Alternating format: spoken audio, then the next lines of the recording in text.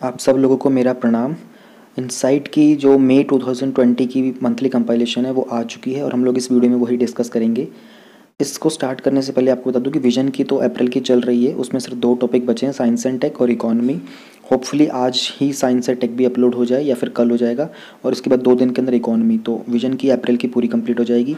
अब चलेगी हमारे साथ में इनसाइट की जल्दी ख़त्म करेंगे इस बार, क्योंकि मेरे पास रिकॉर्डिंग्स ऑलरेडी सेव्ड थी। मैं आपको बताऊँगा कैसे। इस वीडियो को स्टार्ट करने से पहले ये चीज़ आप ज़रूर देख लो, एक नई वीडियो में लेके आ रहा हूँ। कुछ लोगों ने डिमांड की थी, जो मैंने विजन की पॉलिटी की पहली वीडियो अपलोड की थी ना अप्रैल मंथ की, उसमें मैंने क्वेश्चन पूछा था कि किन लोगों को दिक्कत आ रही करंट अफेयर्स के अंदर। तो मैंने एक पिछले 7-8 दिनों में बैठ के मैंने कुछ 40 के आसपास यूपीएससी के डिफरेंट टॉपर्स थे, सिंगल डिजिट होल्डर्स पिछले 4-5 सालों के, जो मुझे लगा कि हाँ काफ़ी ठीक थे। और उन सब की मैंने स्ट्रेटजीज़ देखी है, मैंने सबके नोट्स बनाए हैं। 7-8 दिन बैठ के आधा रजिस्टर मैंने कंप्लीट कर दिया था और मैंने सब में कॉमन चीज़ें निकाली। ये करंट अफेयर के रिगार्डिंग ही होगी, इसमें मैं स्टैटिक पार्ट को इंक्लूड नहीं करूँगा। करंट अफेयर्स के अंदर उन्होंने क्या क्या किया था और उसमें क्या क्या टॉपिक मैं कवर करूँगा आपको बता देता हूँ। टारगेट क्या होना चाहिए आपका, 2021 है, 22 रखना चाहिए नहीं रखना चाहिए। ड्यूरेशन करंट अफेयर की कितनी रखनी चाहिए, 1 साल 2 साल 3 साल। न्यूज़पेपर क्या करें, सिर्फ रीड करें या हेडलाइन रीड करें या फिर उसमें से नोट्स बनाएं, या फिर कौन सा न्यूज़पेपर करना चाहिए, मोस्टली लोग कौन सा कर रहे हैं। डेली न्यूज़ पढ़ें सुने या फिर न्यूज़पेपर में देखें, या फिर हिंदू एनालिसिस की जो वीडियोज़ अपलोड होती हैं बहुत सारे चैनल्स के ऊपर, वो देखनी चाहिए। इनसाइट के डेली वाले करने चाहिए, मंथली वाले करने चाहिए। फ़ायदा किस में होता है, टाइम किस में बचता है। विजन का भी सेम क्वेश्चन उठ के आता है, डेली करने चाहिए इनसाइट वाले। नोट्स कैसे बनाएं, करंट अफेयर से नोट्स कैसे बनाएं और न्यूज़पेपर से नोट बनाने हैं नहीं बनाने हैं, टॉपर्स क्या करते आ रहे हैं अब तक, उसको आंसर राइटिंग के साथ कैसे लिंक करना है, ये मैं आपको सैंपल करके दिखाऊंगा। मैं एक जो मेरे ग्रुप के ऊपर बहुत सारे लोग आंसर राइटिंग करते रहते हैं, उसमें से मैं आपको कुछ सैंपल्स उठा के दिखाऊंगा कि आपको क्या कुछ चेंजेस करने की ज़रूरत है अपनी आंसर राइटिंग में। और करंट अफेयर ये जो सारे होते हैं ना, इन सबको लिंक कैसे करना होता है, एक आंसर के अंदर ये कंटेंट उठ के कहाँ से आता है। फिर रिवीजन और टाइम सेविंग, ये दोनों के दोनों बहुत ही इंपॉर्टेंट होते हैं अगर आपको जल्दी करना है, रैंक स्कोर सिक्योर करनी है।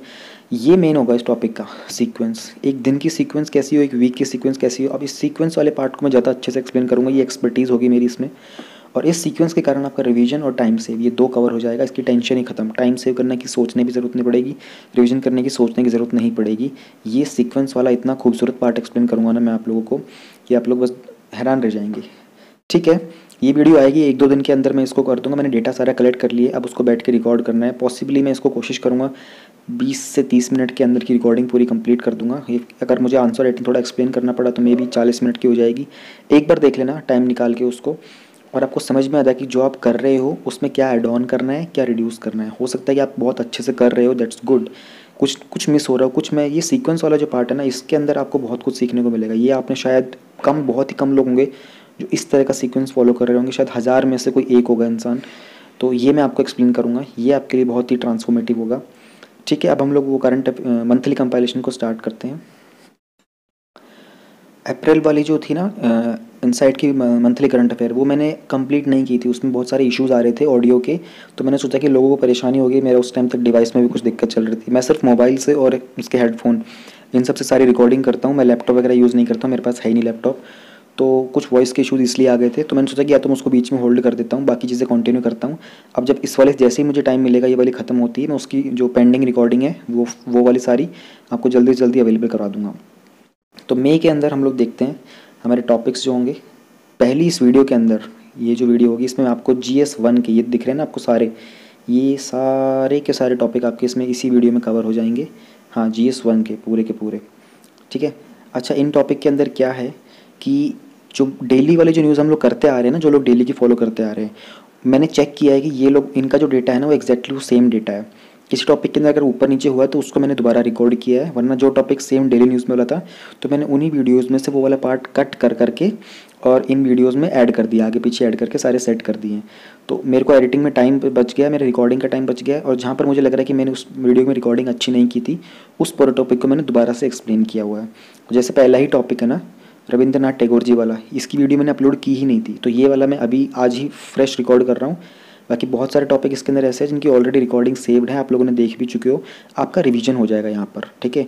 आप इसको रिवीजन के तौर पे भी लेके चलना। जो लोग पहली बार देख रहे हैं, सिर्फ मंथली देख रहे हैं, कुछ एक वीडियो में आपको हो सकता है ऊपर नीचे वॉल्यूम का इशू हो, लेकिन ध्यान रहे कि वो वीडियोज़ बहुत पुरानी थी, मैंने उसके बाद उनमें इंप्रूवमेंट कर दिया है, तो उसमें कंप्लेन करने की ज़रूरत नहीं है क्योंकि इंप्रूवमेंट हो चुका है वो चीज़, लेटेस्ट वीडियोज़ के अंदर वो इशू नहीं आ रहा है। ठीक है, हम लोग अपना पहले टॉपिक देखते हैं।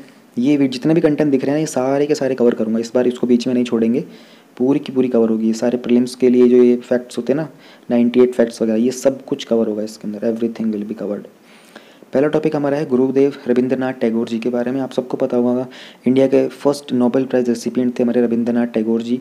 बहुत सारी क्वालिटीज़ थी इनके अंदर, राइटर थे, पोएट थे, प्ले राइट थे, फिलोसोफर थे, एस्थेटिशियन, म्यूजिशियन, कंपोज़र, कोरियोग्राफर, एक एजुकेशन इंस्टीट्यूशन भी था इनका विश्व भारती, और एक पेंटर भी थे। एस्थेटिशियन की वर्ड की मीनिंग मैं आपको बता देता हूँ, somebody who appreciates the beauty on the art of the nature. जो ब्यूटी को अप्रिशिएट करते हैं ना वो उसको एस्थेटिक बोलते हैं, and who follows this principle उसको एस्थेटिशियन बोलते हैं। इनको गुरुदेव का टाइटल दिया था महात्मा गांधी जी ने, ठीक है। और महात्मा गांधी जी को फादर ऑफ द नेशन का टाइटल किसने दिया था? वो दिया था नेताजी सुभाष चंद्र बोस ने। कब दिया था? 1944 के अंदर उनकी सिंगापुर रेडियो के ऊपर एक एड्रेस कर रहे थे, तब उन्होंने कहा था कि Mahatma Gandhi is the father of the nation. 6 जुलाई की बात है ये, नेताजी सुभाष चंद्र बोस ने दिया था, आपको पता होना चाहिए। ये वाली न्यूज़ हम लोग क्यों पढ़ रहे हैं ये मैं बता देता हूँ। सिंस कोविड-19 का जो लॉकडाउन चल रहा था उसके दौरान क्या हुआ था कि national gallery of modern art ने एक वर्चुअल टूर ऑर्गेनाइज किया था। वर्चुअल टूर का मतलब होता है डिजिटल टूर, ठीक है। और उसका नाम उन्होंने रखा था गुरुदेव journey of the Maestro through his visual vocabulary. 7 मई 2020 से इसको कमेमोरेट किया था। क्यों किया था? कि 159th बर्थ एनिवर्सरी थी रविंद्रनाथ टैगोर जी की। उनकी लाइफ के बारे में जान लेते हैं। पॉपुलरली उनको गुरुदेव के नाम से जानते हैं। वो एफ्लुएंट फैमिली से बिलोंग करते थे। एफ्लुएंट का मतलब होता है धनी, तो उनका जो परिवार था एक धनी परिवार था। टैगोर जी को प्राइमरीली हम इन सब कैटेगरीज में जानते हैं। बेसिकली वो इतने सारे फील्ड्स के अंदर एक्सपर्ट थे, अपने आप में बहुत बड़ी बात है कि वो डिजर्व तो करते थे नोबेल प्राइज़ मिलना, because he was a true artist. Tagore began writing poetry at a tender age. Tender का मतलब जो होता है एक्चुअल में हम लोग यूज़ करते हैं, छोटे बच्चों की स्किन जो होती है वो टेंडर स्किन होती है, सॉफ्ट स्किन बोलते हैं। एज के बारे में जब हम बात करते हैं तो छोटी एज के अंदर, टेंडर एज ऑफ 8 ईयर्स, बहुत ही नाजुक उम्र में उन्होंने पोइट्री लिखना स्टार्ट कर दिया था। और 16 साल की उम्र तक उन्होंने रिलीज़ कर दी थी अपनी पहली पोएम के कलेक्शन जिसका नाम था भानु सिम्हा। ये आपको पता होना चाहिए, इन्होंने बोल्ड में किया हुआ, आपको मालूम होना चाहिए, प्रीलिम्स के रिगार्डिंग है ये। He had spoken at world parliament for religions from 1929 से 1937 तक। 8 साल तक उन्होंने वर्ल्ड पार्लियामेंट में धर्म के ऊपर बहुत बातचीत की थी। उनके कॉन्ट्रीब्यूशंस क्या थे? उन्होंने इंडिया और बांग्लादेश का नेशनल एंथम लिखा था। इंडिया का है जनगण मन और बांग्लादेश का है अमार सोनार बांग्ला। उन्होंने अपना इम्प्रिंट आर्ट के ऊपर भी छोड़ा था और ट्रांसफॉर्म करने के लिए उनका जो रोल था वो बहुत इंपॉर्टेंट था, जो भी प्रैक्टिसेस थी। और अशरिंग इनटू मॉडर्निज्म। मॉडर्निज्म तो पता ही है आपको, जो आधुनिक दुनिया है और नवीन दुनिया है जो। और अशर का मतलब होता है, देखो आप कहीं पर कभी किसी इवेंट में जाते हो, किसी ऑडिटोरियम में जाते हो, वहाँ पर कुछ लोग होते हैं ना आपको गाइड करने के लिए कि सर ये आपकी सीट है, ये उन लोगों की सीट है, रिजर्व्ड है।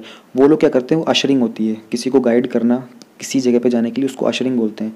तो उन्होंने मॉडर्निज्म के प्रति एक अशरिंग का रोल प्ले किया था। सोसाइटी को मॉडर्निज्म की तरफ ले जाने के लिए रविंद्रनाथ टैगोर का कंट्रीब्यूशन था, ही वॉज अशरिंग दैट। 1928 से 1940 तक 12 साल तक रविंद्रनाथ जी ने 2000 इमेजेस पेंट की थी 12 साल में। और अच्छी बात यह है कि उन्होंने किसी भी इमेज को टाइटल नहीं दिया था, कमाल की बात है। जो एक्सप्रेशनिज्म क्या बोलते हैं इसको, एक्सप्रेशनिज्म यूरोप के आर्ट में, और जो प्रिमेटिव आर्ट है एंशिएंट कल्चर की, उनसे बहुत इंस्पायर होते हैं वो। उनको इन सब आर्ट ने उनको बहुत इंस्पायर किया था। 1913 के अंदर he became the first person from India to receive Nobel prize in literature. उनकी एक नॉवल थी गीतांजलि, उसके लिए उनको नोबेल प्राइज़ मिला था। फ्रीडम स्ट्रगल के अंदर, यानी कि आज़ादी के आंदोलन के अंदर उनका कितना कंट्रीब्यूशन था वो देखते हैं। उन्होंने डिनाउंस किया था ब्रिटिश इम्पेरियलिज्म। इम्पेरियलिज्म का मतलब होता है कि कोई रिच कंट्री अपनी पावर का यूज़ करके किसी छोटी कंट्री को कंट्रोल करने की कोशिश करती है जो उतनी रिच और पावरफुल नहीं है, उसको इम्पेरियलिज्म बोलते हैं।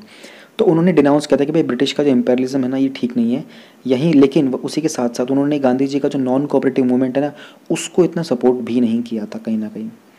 उन्होंने देखा था कि ब्रिटिश का जो रूल है it's a symptom of overall sickness और social disease of the public, यानी कि समाज के लिए एक बीमारी है, एक परेशानी है ये जो ब्रिटिश का जो रूल है। उनकी राइटिंग में उन्होंने अपनी आवाज़ उठाई थी और उन्होंने सपोर्ट दिया था इंडियन नेशनलिस्ट को, यानी कि भारत के जो राष्ट्रवादी लोग थे उनको। रविंद्रनाथ टैगोर ने ये गाना लिखा था बांग्लार माटी बांग्लार जोल, यानी कि माटी मतलब सॉइल और जोल, जल को जोल बोलते हैं ना बंगाली लैंग्वेज में। तो उन्होंने ये गाना लिखा था। इन्होंने इस गाने से यूनाइट करने की कोशिश की थी जो बंगाली पॉपुलेशन थी उनको, बंगाल पार्टीशन के बाद 1905 में लॉर्ड कर्जल ने बंगाल पार्टीशन किया था। उन्होंने एक ही also wrote famed Amar Sonar Bangla which helped ignite a feeling of nationalism among people. Amar Sonar Bangla जब उन्होंने लिखा था तो उससे देखो उस टाइम तक तो बांग्लादेश अलग नहीं था ना, इंडिया का ही पार्ट था, तो उसे उन्होंने कोशिश की थी कि जो राष्ट्रवाद की जो भावना है वो लोगों में जागृत करें और उनको यूनाइट करने की कोशिश की थी। उन्होंने राखी उत्सव भी स्टार्ट किया था जहाँ पर हिंदू और मुस्लिम कम्युनिटी वाले आपस में एक धागा, कलरफुल धागा बांधकर एक दूसरे के प्रति रिस्पेक्ट और लव एक्सप्रेस करते थे। टैगोर ने जो ब्रिटिश का वॉयलेंस था ना, उसके कारण अपना जो नाइटहुड था उसको रिनाउंस कर दिया था। नाइटहुड क्या होता है ना, जब ब्रिटिश के किंग और क्वीन जो होते हैं किसी को उनके कंट्री के लिए कुछ जो बेसिकली कोई अगर अपनी कंट्री के लिए कुछ अच्छा काम करता है तो ब्रिटिश के किंग और क्वीन जो होते हैं उनकी अचीवमेंट्स की जो उनकी जो सर्विस होती है उनकी कंट्री के लिए उनको एक टाइटल देते हैं। तो इस टाइटलहुड के अंदर क्या होता है, नाइटहुड का टाइटल बोलते हैं इसको। तो जनरली आप अपने नाम के आगे से मिस्टर हटा करके सर लगा सकते हो, SIR। तो आप लोगों ने उसको देखा होगा कि ब्रिटिश मूवीज़ में भी आपने देखा होगा कुछ लोगों के नाम के आगे सर लगा होता है तो उनको नाइटहुड टाइटल मिला हुआ होता है। अच्छा, सर की फुल फॉर्म क्या होती है बहुत सारे लोगों को नहीं पता होगा। SIR क्यों बोलते हैं, मैडम क्यों बोलते हैं, SIR क्यों बोलते हैं? SIR का मतलब था someone I respect, someone I respect, इसलिए उसको सर बोला जाता है। ओके, ठीक है, मैंने पॉइंट मिस कर दिया। तो इन्होंने अपना नाइटहुड जो था वो रिनाउंस किया था। क्यों किया था? 1919 में जो जलियांवाला मैसाकर हुआ था ना, उसके अंदर ब्रिटिशर्स ने कुछ 1526 के आसपास निहत्थे लोगों को जान से मार दिया था। तो इस बात से नाराज़ होकर उसके प्रति एक प्रोटेस्ट जताते हुए इन्होंने अपने टाइटल जो था वो रिनाउंस कर दिया था। और इनको टाइटल दिया किसने था? लॉर्ड हार्डिंगे ने दिया था 1915 के अंदर। जो कॉर्नर स्टोर थे टैगोर के बिलीफ और वर्क के वो थे कि anti colonialism can not simply be achieved by rejecting all the things British. उन्होंने कहा था कि एंटी कॉलोनियलिज्म बनने के लिए ऐसा नहीं कि आप ब्रिटिश का दिया हुआ सब कुछ रिजेक्ट कर दो, कुछ बातें उनकी बहुत ही अच्छी हैं, उन एस्पेक्ट्स को आप ज़रूर कवर करो, इंडिया के कल्चर के अंदर उनको मोल्ड करके इंप्लीमेंट कर सकते हैं, यूज़ कर सकते हैं। देखो फॉरेन के अंदर अगर हम जापान की बात करते हैं, जापान से हमें क्या सीखना चाहिए? जापान के बारे में एक चीज़ नहीं सीखने की वो ये है कि वो लोग ओवर वर्क करते हैं, too much of hard work करते हैं। इतना हार्ड वर्क की ज़रूरत नहीं होती ज़िंदगी के अंदर। यानी कि जापान के अंदर अगर आप ओवर वहाँ पर ड्रोन्स लगा रखे हैं ऑफिस के अंदर कि अगर आप ओवर वर्क करते हो ना तो आपको उसका पैसा कटता है। पीपल इतने कीन है काम करने के, लोग ओवर वर्क करने के बहुत इच्छुक होते हैं। जर और वहाँ लेकिन वहाँ की यूनिटी बहुत अच्छी है। तो जापान के बारे में सीखने का ये है कि यूनिटी सीखो जापान से। और यूरोप के अंदर जर्मनी हो गया, जर्मनी से आप क्या सीख सकते हो? जर्मनी से आप सीख सकते हो इनोवेशन के बारे में। तो हर एक कंट्री का कुछ कुछ अच्छा होता है। तो ये गुरुदेव का कहना ये था कि ब्रिटिश से छूटने के लिए, एक एंटी कॉलोनियल कंट्री बनने के लिए हमको ज़रूरी नहीं कि हमको ब्रिटिश का दिया हुआ सब कुछ ही इग्नोर करने की और वापस करने की, रिनाउंस करने की ज़रूरत है। कुछ उनके बहुत अच्छे एस्पेक्ट्स हैं उनको हम फॉलो कर सकते हैं। जैसे एजुकेशन सिस्टम का हमारे यहाँ पे पहले था ही नहीं, इतना स्ट्रॉन्ग नहीं हुआ था, उसको सिस्टम के अंदर डालने का काम किसने किया था? ब्रिटिशर्स ने किया था।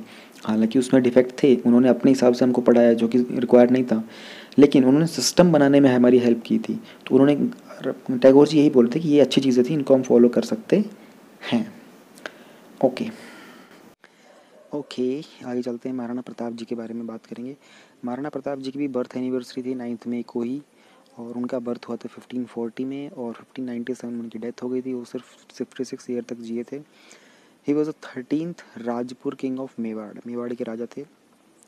हल्दी घाटी की जो बैटल हुई थी उसके लिए उनको खासकर जाना जाता है। तो हल्दी घाटी की जो फाइट हुई थी वो महाराणा प्रताप के बीच में हुई थी और मानसिंह थे जो अम्बेर के, उनके बीच में हुई थी।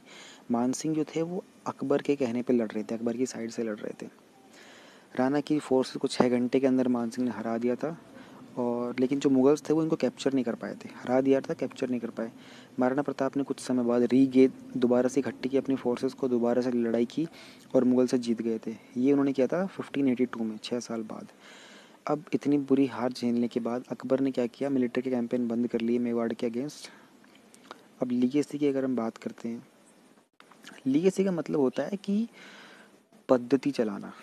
यानी कि जैसे यूके के अंदर लीगेसी चलती है ना किंग और क्वीन की, क्वीन विक्टोरिया, क्वीन एलिजाबेथ और ना जाना, तो वो लीगेसी चल रही है, एक के बाद अगला, एक के बाद अगला। यानी कि पिछले ने जो किया उसको आप आगे प्रीच करते हो, आप आगे उसे प्रमोट करते हो, वही चीज़ को, उसे लीगेसी बोलते हैं।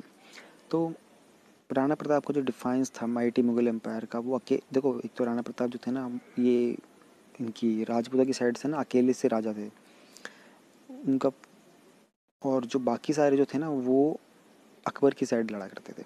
तो he was kind of an alone person in that side. हालांकि जो राणा प्रताप के जो मेथड्स थे स्पोरेडिक वॉरफेयर के, स्पोरेडिक का मतलब होता है अनियमित रूप से, उनके जो वॉरफेयर टेक्निक्स थे ना वो बहुत ही एक तो होती बहुत ही यूनिफॉर्म सी, बहुत मैनेज सी, वो बहुत अनियमित रूप से लड़ते थे, लाइक पता नहीं होता था क्या कर देंगे। उनको बाद में एलेबोरेट भी किया था मालिक अंबर ने, डेक्कानी जर्नल ने, शिवाजी महाराज ने भी उनको बहुत एलेबोरेट किया था। Konark sun temple, okay. जो मिनिस्ट्री है of new and renewable energy है, उसने एक कंप्लीट सोलराइजेशन का प्रोजेक्ट लिया है। क्या करेंगे ये लोग? कोणार्क सन टेम्पल आप लोगों को मालूम होगा उड़ीसा के अंदर है, कोणार्क टाउन में, and Konark town, Konark sun temple and Konark town, इन दोनों को ही सोलराइज करेंगे, यानी कि यहाँ पर सोलर पैनल वगैरह लगाए जाएंगे। तो ये एक स्कीम है। स्कीम एनवाइसेजेस, देखो एनवाइसेजेस वर्ड मैंने आपको बताया था, गवर्नमेंट के अंदर जो पॉलिसीज़ वगैरह बनती है ना, तो उनको एनवाइसेज किया जाता है, मतलब उसकी परिकल्पना की जाती है कि ऐसा वो करेंगे, इसलिए एनवाइसेज वर्ड का यूज़ किया जाता है। ये वर्ड आपको पता होना चाहिए जब भी आप लोग मेंस के आंसर लिखेंगे, इसकी इंपॉर्टेंस है, क्योंकि गवर्नमेंट के अंदर एनवाइसेज किया जाता है ना। आप फ्यूचर में इमेजिन करते हो, जैसे लॉकडाउन के अंदर भी इमेजिन किया था कि हम लोग मिड में तक एकदम हमारा जो ग्राफ होगा वो डाउन आ जाएगा, लेकिन हमारा ग्राफ तो ऊपर ही बढ़ता जा रहा है, हमारे केसेस उल्ट ज़्यादा बढ़ते जा रहे हैं। तो हमने जो परिकल्पना की थी, जो हमने एनवाइसेज किया था, उसके विपरीत हो रहा है सब कुछ। वो 10 मेगावाट ग्रिड लगाएंगे जो कि कनेक्टेड सोलर प्रोजेक्ट होगा। Various solar of grid applications होंगी, जैसे सोलर ट्रीज़, ये मैं आपको भी दिखाऊंगा फोटो में क्या होते हैं ये। Solar drinking water kiosk, kiosk मैं आपको बता देता हूँ। आप लोगों ने कभी किसी फेयर में, किसी मेले वगैरह में या फिर किसी इवेंट वगैरह में गए होगे ना, तो एक टेंट सा लगा होता है, तंबू सा, कोन सा बना हुआ होता है, उसके अंदर कोई अपनी शॉप वगैरह ला के खड़े बैठे होते हैं, तो ऊपर जो त्रिकोण सा होता है ना, उसको कियोस्क बोलते हैं। बेसिकली जो स्मॉल स्मॉल टेम्परेरी काउंटर्स लगाए जाते हैं ना, आप कभी किसी एग्जीबिशन में जाते हो, एग्जीबिशन में जो डिफरेंट डिफरेंट शॉप्स होती हैं वो टेम्परेरी खड़ी की जाती हैं, उसको कियोस्क बोला जाता है। Of grid solar power plants, battery storage वगैरह के बारे में सारी बात करेंगे।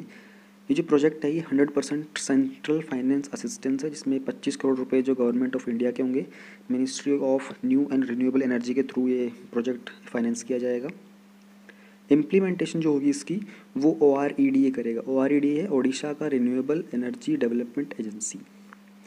The scheme will meet all the energy requirement of Konark town with solar energy. तो ये आप लिख सकते हो कि रिन्यूएबल एनर्जी, ग्रीन अर्थ का जो कुछ कॉन्सेप्ट है, हम लोग ग्रीन अर्थ बनाने की, इकोनॉमी के बारे में, हम लोग क्लाइमेट चेंज के बारे में लिख सकते हो, सस्टेनेबल डेवलपमेंट गोल्स के लिए इसको यूज़ कर सकते हो। अब हम लोग थोड़ा सा जान लेते हैं इस टेम्पल के बारे में, कोणार्क सन टेम्पल इंपॉर्टेंट क्यों है। ये 13th सेंचुरी में बना गया था, और ये बहुत, मैं आपको फ़ोटो दिखाऊंगा अभी इसकी। एक gigantic chariot of the sun god, chariot मतलब रथ, जो सूर्य देव हैं उनका एक रथ के फॉर्म में है ये। इसमें 12 एक्सक्विजिटली ऑर्नामेंटेड व्हील्स हैं जो 7 घोड़े के द्वारा खींचे जाते हैं। तो मंदिर का शेप कुछ ऐसा है कि उसमें 12 पहिए लगे हुए हैं जो रथ के पहिए टाइप के होते हैं, जो कि बहुत बड़े हैं शेप में, और ऑर्नामेंटेड मतलब डेकोरेटेड हैं वो। इसे किंग नरसिम्हा देव वन ने बनाया था, जो कि गंगा डायनेस्टी से बिलोंग करते थे। Temple is included in the UNESCO world heritage site in 1984। हमारे इंडिया में टोटल 38 यूनेस्को की वर्ल्ड हेरिटेज साइट्स हैं, आपको पता होना चाहिए। For its architectural greatness and also for the sophistication and abundance of sculpture work, क्योंकि ये कल्चरल हेरिटेज साइट होगी इंडिया की। ओके, ये टेम्पल जो है ये परफेक्ट ब्लेंड है, इसमें कलिंग आर्किटेक्चर है। हेरिटेज के बारे में बात की, एक्जॉटिक बीच, क्योंकि ये पता है ये बिल्कुल कोस्ट के पास है, मैं आपको ये भी मैप में दिखाऊंगा अभी कहाँ पे है ये। It is protected under the National Framework of India by the Ancient Monuments and Archaeological Sites and Remains, AMASR act 1958 and its rules 1959। ये प्रीलिम्स के लिए इंपॉर्टेंट है ये, हालांकि मेंस में भी आप इसको जरूर लिख देना अगर आपका ऐसा कुछ क्वेश्चन बनता है आर्ट एंड कल्चर का। तो कोणार्क जो है थर्ड लिंक है उड़ीसा की गोल्डन ट्रायंगल का, उड़ीसा का एक गोल्डन ट्रायंगल बनता है, ठीक है, ऐसे करके, और ये मैं आपको मैप पे दिखाऊंगा अभी, ठीक है, कैसे बनता है। पहला लिंक उसमें जगन्नाथपुरी का है, सेकंड लिंक भुवनेश्वर का है, और थर्ड लिंक कोणार्क टेम्पल का है। The temple was also known as black pagoda, क्योंकि इसका डार्क कलर है और नेविगेशन लैंडमार्क के लिए यूज़ किया जाता था एंशियंट सेलर्स के द्वारा। सिमिलरली जगन्नाथपुरी जो उसको वाइट पगोडा बोलते थे, क्योंकि उसके ऊपर वाइट कलर है, ये भी मैं आपको फोटो में भी दिखाऊंगा। It remains a major pilgrimage site for Hindus who gather here every year for the Chandrabhaga Mela around the month of February। Chandrabhaga मेला कौन से स्टेट में होता है? उड़ीसा में। कौन से मंथ में? फरवरी के अंदर। किन के लिए होता है? हिंदू पिलग्रिमेजेस के लिए, ये आपको पता होना चाहिए। अब हम बात कर लेते हैं थोड़ा सा ये प्रीलिम्स लिंक के जो क्वेश्चन है, इसमें मैं आपको ना ये 2 क्वेश्चन नहीं बताऊँगा, क्योंकि नागरा और बेसारा स्टाइल और फीचर ऑफ कलिंग आर्किटेक्चर, ये बहुत लेंदी टॉपिक है, यहाँ पे मैं आपको ज़्यादा बता नहीं पाऊँगा, बहुत हल्का सा हिंट दे दूँगा एक लाइन का। नागरा और वेसारा स्टाइल जो है, 3 टाइप के स्टाइल्स होते हैं एक्चुअली, इसमें द्रविडियन भी आता है बीच में। तो ये नॉर्थ के अंदर कौन सा फॉलो होता है, साउथ में कौन सा फॉलो होता है, इसकी शेप वगैरह कैसी होती है, ये सब है। ये आपको ना खुद पढ़ना पड़ेगा क्योंकि इतना लंबा टॉपिक है। हमारी फिर वीडियो का जो मोटिव है वो सिर्फ न्यूज़ समझाने का है। इतना डीप में मैं जाऊँगा तो मेरे को पूरा आर्ट एंड कल्चर पढ़ाना पड़ेगा। ये मैं आपको बता दूंगा पहले 2 टॉपिक्स जो हैं। तो यूनेस्को वर्ल्ड हेरिटेज साइट्स के बारे में हल्का सा जानेंगे और गंगा डायनेस्टी के कुछ फेमस रूलर्स हैं उनके बारे में हम लोग जानेंगे। ये मैं आपको भी दिखा देता हूँ, देखो फ़ोन में ही सब रिकॉर्ड करता हूँ तो फ़ोन में ही सब कुछ दिखा दूंगा आप लोगों को मैं। पहले तो ये देखो, ये है हमारा सोलर ट्री जो मैंने आपको भी बताया था ना। इसमें एक्चुअली ओरिजिनल ट्री नहीं है, ये आर्टिफिशियल बनाया जाता है। इसकी शेप ट्री की फॉर्म में दी जाती है और जो लीव्स वगैरह होते हैं इनके ऊपर ये सोलर पैनल्स लगा देते हैं। तो kind of a modern art भी हो गया, रिन्यूएबल एनर्जी को भी यूज़ करता है और ये खूबसूरत भी दिखता है। एक और एग्जांपल ये रहा देखो सोलर ट्री का। ये आर्टिफिशियल, इसके नीचे लोग बैठ भी सकते हैं, ऊपर प्लेट्स लगी। It looks like a tree but it is actually A solar tree. हम लोग बात कर रहे थे, फिर मैंने आपको बोला था गंगा डायनेस्टी के कुछ रूलर्स के बारे में आपको बताऊंगा। तो यहाँ कुछ रूलर्स के बारे में हल्का सा जान लेते हैं। जैसे कि ये देखिए, मोबाइल से कर रहा हूँ, थोड़ा सा कभी कभी दिक्कत हो जाती है। 1078 पे गंगा डायनेस्टी स्टार्ट हुई थी एक्चुअल में। यहाँ से अगर देखो 190 से लेके वज्रहस्त अनियंखम्बिहा, वज्रहस्त अनंत वर्मन, राजा राज देवेंद्र वर्मन, अनंत वर्मन, चोड़ा गंगा देवा, अनंग भीमदेव 2, नरसिंह देव 1, भानुदेव 4, ये सब थे। ये गंगा डायनेस्टी के कुछ रूलर्स थे। आपको इसमें सबके नाम इतने याद रखने नहीं पड़ेंगे क्योंकि प्रीलिम्स के अंदर आता ज़रूर है एंशिएंट हिस्ट्री, लेकिन इतना नहीं आएगा कि आपको इतना कुछ याद करना पड़ेगा। तो उसको बस एक बार देख लिया, दैट्स इट। मैं हिस्ट्री के 1 लाइनर्स करवाऊंगा अभी। प्रीलिम्स से पहले, उनको जाने से पहले सुन के चल जाना। 3-4 घंटे में पूरी हिस्ट्री एंशिएंट, मिडीवल और मॉडर्न कवर हो जाएगी।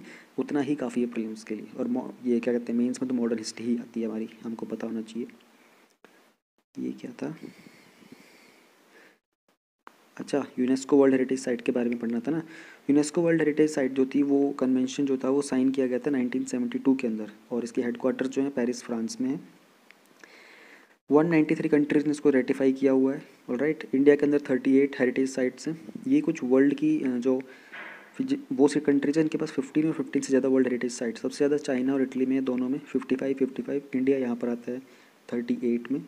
ठीक है, देखो एशिया से चाइना और इंडिया, ये 2 ही ऐसे कंट्री है जिनमें बहुत ज़्यादा हेरिटेज साइट्स हैं। उसके अलावा जो कंट्रीज़ हैं मेजरली वो सारी की सारी यूरोपियन है, Italy, Spain, Germany and France.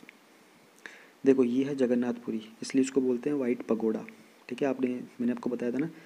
इसके बाद हम लोग अगर देखते हैं कोणार्क, ये इसकी थोड़ी सी और अच्छी फ़ोटो है जगन्नाथपुरी की। एंड हम लोग बात करते हैं, ये है सन टेम्पल, कोणार्क का सन टेम्पल है। इसको मैं और अच्छी फ़ोटो भी दिखाता हूँ आपको एक। ये देखिए, ये आपको ज़्यादा अच्छे समझ में आएगा। सो ये देखिए, ये आपको व्हील्स दिख रहे हैं, ये 12 व्हील्स हैं इसके ऊपर टोटल ऐसे मिला के। And this is our sun. Ministry of culture की जो नेशनल गैलरी है ना मॉडर्न आर्ट की, उन्होंने एक वर्चुअल टूर ऑर्गेनाइज़ किया है जिसका टाइटल क्या है, राम किनकर बैज जी। देखो वर्चुअल टूर है, ध्यान रहे, वर्चुअल टूर यानी कि ऑनलाइन होगा ये। जो उनकी साइलेंट ट्रांसफॉर्मेशन हुई थी एक्सप्रेशंस की, क्यों, और उसका 115th बर्थ एनिवर्सरी है राम किनकर बैज जी की, 26 मई 2020 को। उसके रिगार्डिंग मिनिस्ट्री ऑफ कल्चर ने ऐसा किया। अब भाई राम किनकर बैज जी कौन थे? देखो वो एक one of the most seminal artist of modern India. Seminal का मतलब क्या होता है कि ओरिजिनल, लेकिन ना something that conveys very influencing nature. बहुत इन्फ्लुएंसिंग थी उनकी नेचर, बहुत ओरिजिनल था उनका काम। 1906 से 1980 तक, यानी कि 74 ईयर्स तक वो अर्थ पे रहे थे हमारे साथ। देखो जो बड़े महान लोग होते हैं ना, उनके बारे में हम लोग कभी भी ये नहीं बोलते कि उनकी डेथ हो गई। हम उनके बारे में यही बोलते हैं कि दे लेफ्ट देयर बॉडी। महान लोगों के बारे में, एक कलाकार महान ही होता है। जैसे कोई, अगर हम साधु संत के बारे में, किसी सन्यासी, किसी गुरु के बारे में जो बहुत ही जीवन की ऊंचाइयों को छू चुके हैं, उनके बारे में हम लोग हमेशा ये बोलते हैं कि दे लेफ्ट देयर बॉडी। उसी तरीके से तो एक आइकॉनिक स्कल्पचर थे, यानी कि मूर्तिकार भी थे, पेंटर भी थे, ग्राफिक आर्टिस्ट भी थे और मॉडर्न इंडिया के आर्टिस्ट थे। ध्यान रहेगा आपको बात। उनका जन्म बंकुरा में हुआ था, वेस्ट बंगाल में। 1925 में वो कला भवन में चले गए थे, जो आर्ट स्कूल है शांति निकेतन पे। और किसकी गाइडेंस में थे? नंदलाल बोस। नंदलाल बोस कौन थे? देखो नंदलाल बोस जो थे ना, वो भी बहुत महान एक आर्टिस्ट थे, एक ग्रेट आर्टिस्ट थे और बहुत मेजर रोल प्ले किया था उन्होंने शांति निकेतन में भी। ठीक है, अब अलॉन्ग विद नंदलाल बोस, बेनो दे बिहारी मुखर्जी, मैं थोड़ा प्रोनाउंसिएशन में कभी कभी टाइम लगाता हूँ, प्लीज़ कोऑपरेट। नंदलाल बोस जी के साथ साथ उन्होंने बेनो दे बिहारी मुखर्जी के साथ भी एक पाइवटल रोल प्ले किया था शांति निकेतन को मोस्ट इम्पोर्टेंट सेंटर बनाने में मॉडर्न आर्ट का, इंडियन इंडिपेंडेंट इंडिया का। पाइवटल रोल का मतलब होता है अतुलनीय रोल, बहुत ही इंपॉर्टेंट रोल। तो दो लोगों के साथ मिलकर राम किंकर बैद जी ने मुखर्जी जी के साथ और बोस जी के साथ मिलकर शांति निकेतन को बहुत इंपॉर्टेंट सेंटर बनाने में अपना योगदान दिया था। आगे देखते हैं इनके कॉन्ट्रीब्यूशंस क्या थे मॉडर्न आर्ट के, उसके बारे में जान लेते हैं। He assimilated the idioms of the European modern virtual language, जो आधुनिक ये जो लैंग्वेज है ना विजुअल लैंग्वेज यूरोपियन की, उसकी इडियम्स उन्होंने एसिमुलेट किए थे, लेकिन वो अपने रूट्स के साथ हमेशा कनेक्टेड रहे थे। इंडियन इथोस यानी कि जो भारतीय नेचर है, भारतीय प्रकृति है, उसके साथ वो हमेशा ही जुड़े रहे थे। उन्होंने एक्सपेरिमेंट किया था डिफरेंट फॉर्म्स के साथ, जैसे कि फिगरेटिव से एब्स्ट्रैक्ट पे जाना, एब्स्ट्रैक्ट से फिर से फिगरेटिव के ऊपर जाना। तो एक आर्टिस्ट की फॉर्म्स होती हैं, उनके ऊपर उन्होंने एक्सपेरिमेंट बहुत किए थे। उनकी जो थीम्स थी ना, उनका बहुत डीप सेंस ऑफ ह्यूमनिज्म हुआ करता था। ये प्रीलिम्स का क्वेश्चन बड़ा अच्छा है। और एक इंस्टिंक्टिव अंडरस्टैंडिंग थी, एक सिंबॉलिक रिप्रेजेंटेशन थी मैन और नेचर के बीच में। खूबसूरती की बात की जा रही है यहाँ पर। तो उनकी जो पेंटिंग, उनके जो स्कल्पचर्स थे ना, उन्होंने अपनी एक्सपेरिमेंटेशन की लिमिट्स को बहुत पुश किया था। ठीक है, वो नए नए तरह के मटेरियल्स का यूज़ किया करते थे, जैसे कि उन्होंने एक unconventional material for the time such as cement concrete को मॉन्यूमेंटल पब्लिक स्कल्पचर बनाने के लिए यूज़ किया था। इससे एक नया प्रेसिडेंट हो गया था, आर्ट प्रैक्टिस में नया चाल चलन आ गया था। इनके अवार्ड्स एंड ऑनर्स के बारे में जान लेते हैं। उनको इनवाइट किया गया था साइलेंट डे रियलिटीज़ नोवेलिस में 1950 में, और साइलेंट डे माई में 1951 में पार्टिसिपेट करने के लिए। 1970 में गवर्नमेंट ऑफ इंडिया ने उनको ऑनर किया था पद्म भूषण के साथ, उनका जो इररिफ्यूटेबल कंट्रीब्यूशन था भारतीय कला के प्रति। 1976 में उनको फेलो बनाया गया था ललित कला अकेडमी का। 1976 में ही उनको ऑनरेरी डॉक्टरल डिग्री मिली थी देसी कोटम्मा की विश्व भारती से। विश्व भारती कहाँ है? शांति निकेतन में ही है। 1975 में उनको मिली थी ऑनरी डॉक्टर ऑफ लेटर्स बोलते हैं इसको, रविंद्रनाथ भारती यूनिवर्सिटी से। डॉक्टर ऑफ लेटर्स उनको मिलता है जो कुछ रिसर्च में, जिनका कुछ पब्लिकेशन वर्क वगैरह होता है, उनको मिलता है। शांति निकेतन के ऑब्जेक्टिव बताओ, उसके फाइंडर बताओ, उसका सिग्निफिकेंस बताओ। शांति निकेतन में ही विश्व भारती है, वहाँ कला भवन है। ठीक है, वो एक इंडिया का एक बेसिकली क्या कह सकते हो, लिटरेचर और आर्ट का अट्रैक्टिव सेंटर है। क्या कहते हैं, देवेंद्रनाथ टैगोर जी ने वहाँ पर एक आश्रम बनाया था 1800 समथिंग में। 1901 के अंदर वहाँ रविंद्रनाथ टैगोर जी ने शांति निकेतन की स्थापना की थी। ये एक टाउन है वेस्ट बंगाल में, शांति निकेतन जो है ना। फिर इसको यूनिवर्सिटी टाउन बना दिया गया, यहाँ पे कला भवन वगैरह, विश्व भारती यूनिवर्सिटी वगैरह सब आ गए। राम किंकर बैद जी के कॉन्ट्रीब्यूशंस क्या थे, हमने जस्ट अभी ऊपर पढ़े। ये 5 तरह के कॉन्ट्रीब्यूशंस थे उनके। नंदलाल बोस, मैंने आपको बताया था, भारत के बहुत ही ग्रेट एक आर्टिस्ट रह चुके थे। इनके गुरु भी थे और क्या कहते हैं, इनके मेंटोर भी थे। क्या नाम है इनका? राम किंकर बैद जी के। और शांति निकेतन के अंदर तो उनका महत्वपूर्ण रोल था ही था। किसका? नंदलाल बोस जी का। अगला हमारा टॉपिक है पुरंदर दास। पुरंदर दास जी के बारे में क्या चल रहा है, कौन थे ये, क्या इनके कॉन्ट्रीब्यूशंस थे, न्यूज़ में क्यों हैं, ये सब इसके बारे में हम लोग जान लेते हैं। जो डिपार्टमेंट ऑफ आर्कियोलॉजी है ना, हेरिटेज और म्यूज़ियम का, वो सून कमेंस करेगा। कमेंस मतलब स्टार्ट करेगा एक फील्ड रिसर्च वर्क केशवपुरा में, जो कि अरग ग्राम पंचायत का है और तीर्थहल्ली तालुक का है। तो एक्सप्लोर डेफिनेटिव आर्कियोलॉजिकल एविडेंस, यानी कि आर्कियोलॉजिकल एविडेंस निकालेंगे, ताकि पुरंदर दास जी के बर्थ प्लेस के बारे में जो स्पेकुलेशंस हैं, जो शंकाएं हैं, और जो जिससे लोगों ने जो ओपिनियन बताए हैं, जो प्रूफ दिए हैं, उसके ऊपर एक एंड लगाया जा सके अब कि भाई अब इसको सब फाइनलाइज करके ख़त्म करो कि पुरंदर दास जी का जन्म कहाँ पे हुआ था। इशू क्या है? बहुत सारे स्पेकुलेशंस हैं about where Purandar Das regarded as the pitamah of Carnatic music was born. इसलिए इम्पोर्टेंट है क्योंकि इनको कार्नेटिक म्यूज़िक का पितामह बोलते हैं। He was the one who started Carnatic music, he was the one who gave so many raga, swara and alankar and everything. एक expert committee जो कि कंस्टिट्यूट की गई थी कन्नड़ यूनिवर्सिटी के द्वारा हम्पी में।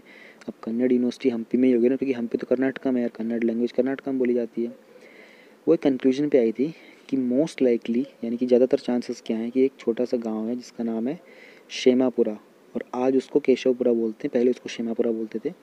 कहाँ पर है ये अरगा होबली में है और तीर्थहल्ली तालुक है, शिवमोगा डिस्ट्रिक्ट का, कर्नाटका में। सॉरी, मोस्ट लाइकली इन्होंने बोला है कि ज़्यादातर चांसेस है कि वो जगह, वो उनका जन्म इस गांव में हुआ था। कमेटी ने कुछ एविडेंस निकाले हैं ये बिलीव करने के लिए कि यही वो जगह है जो एक ये, और ये जो जगह है ना, एक मेजर प्रोविंस था विजयनगर एम्पायर का, जो कि एक बर्थ प्लेस है इस सेंट का। सेंट मतलब संत का।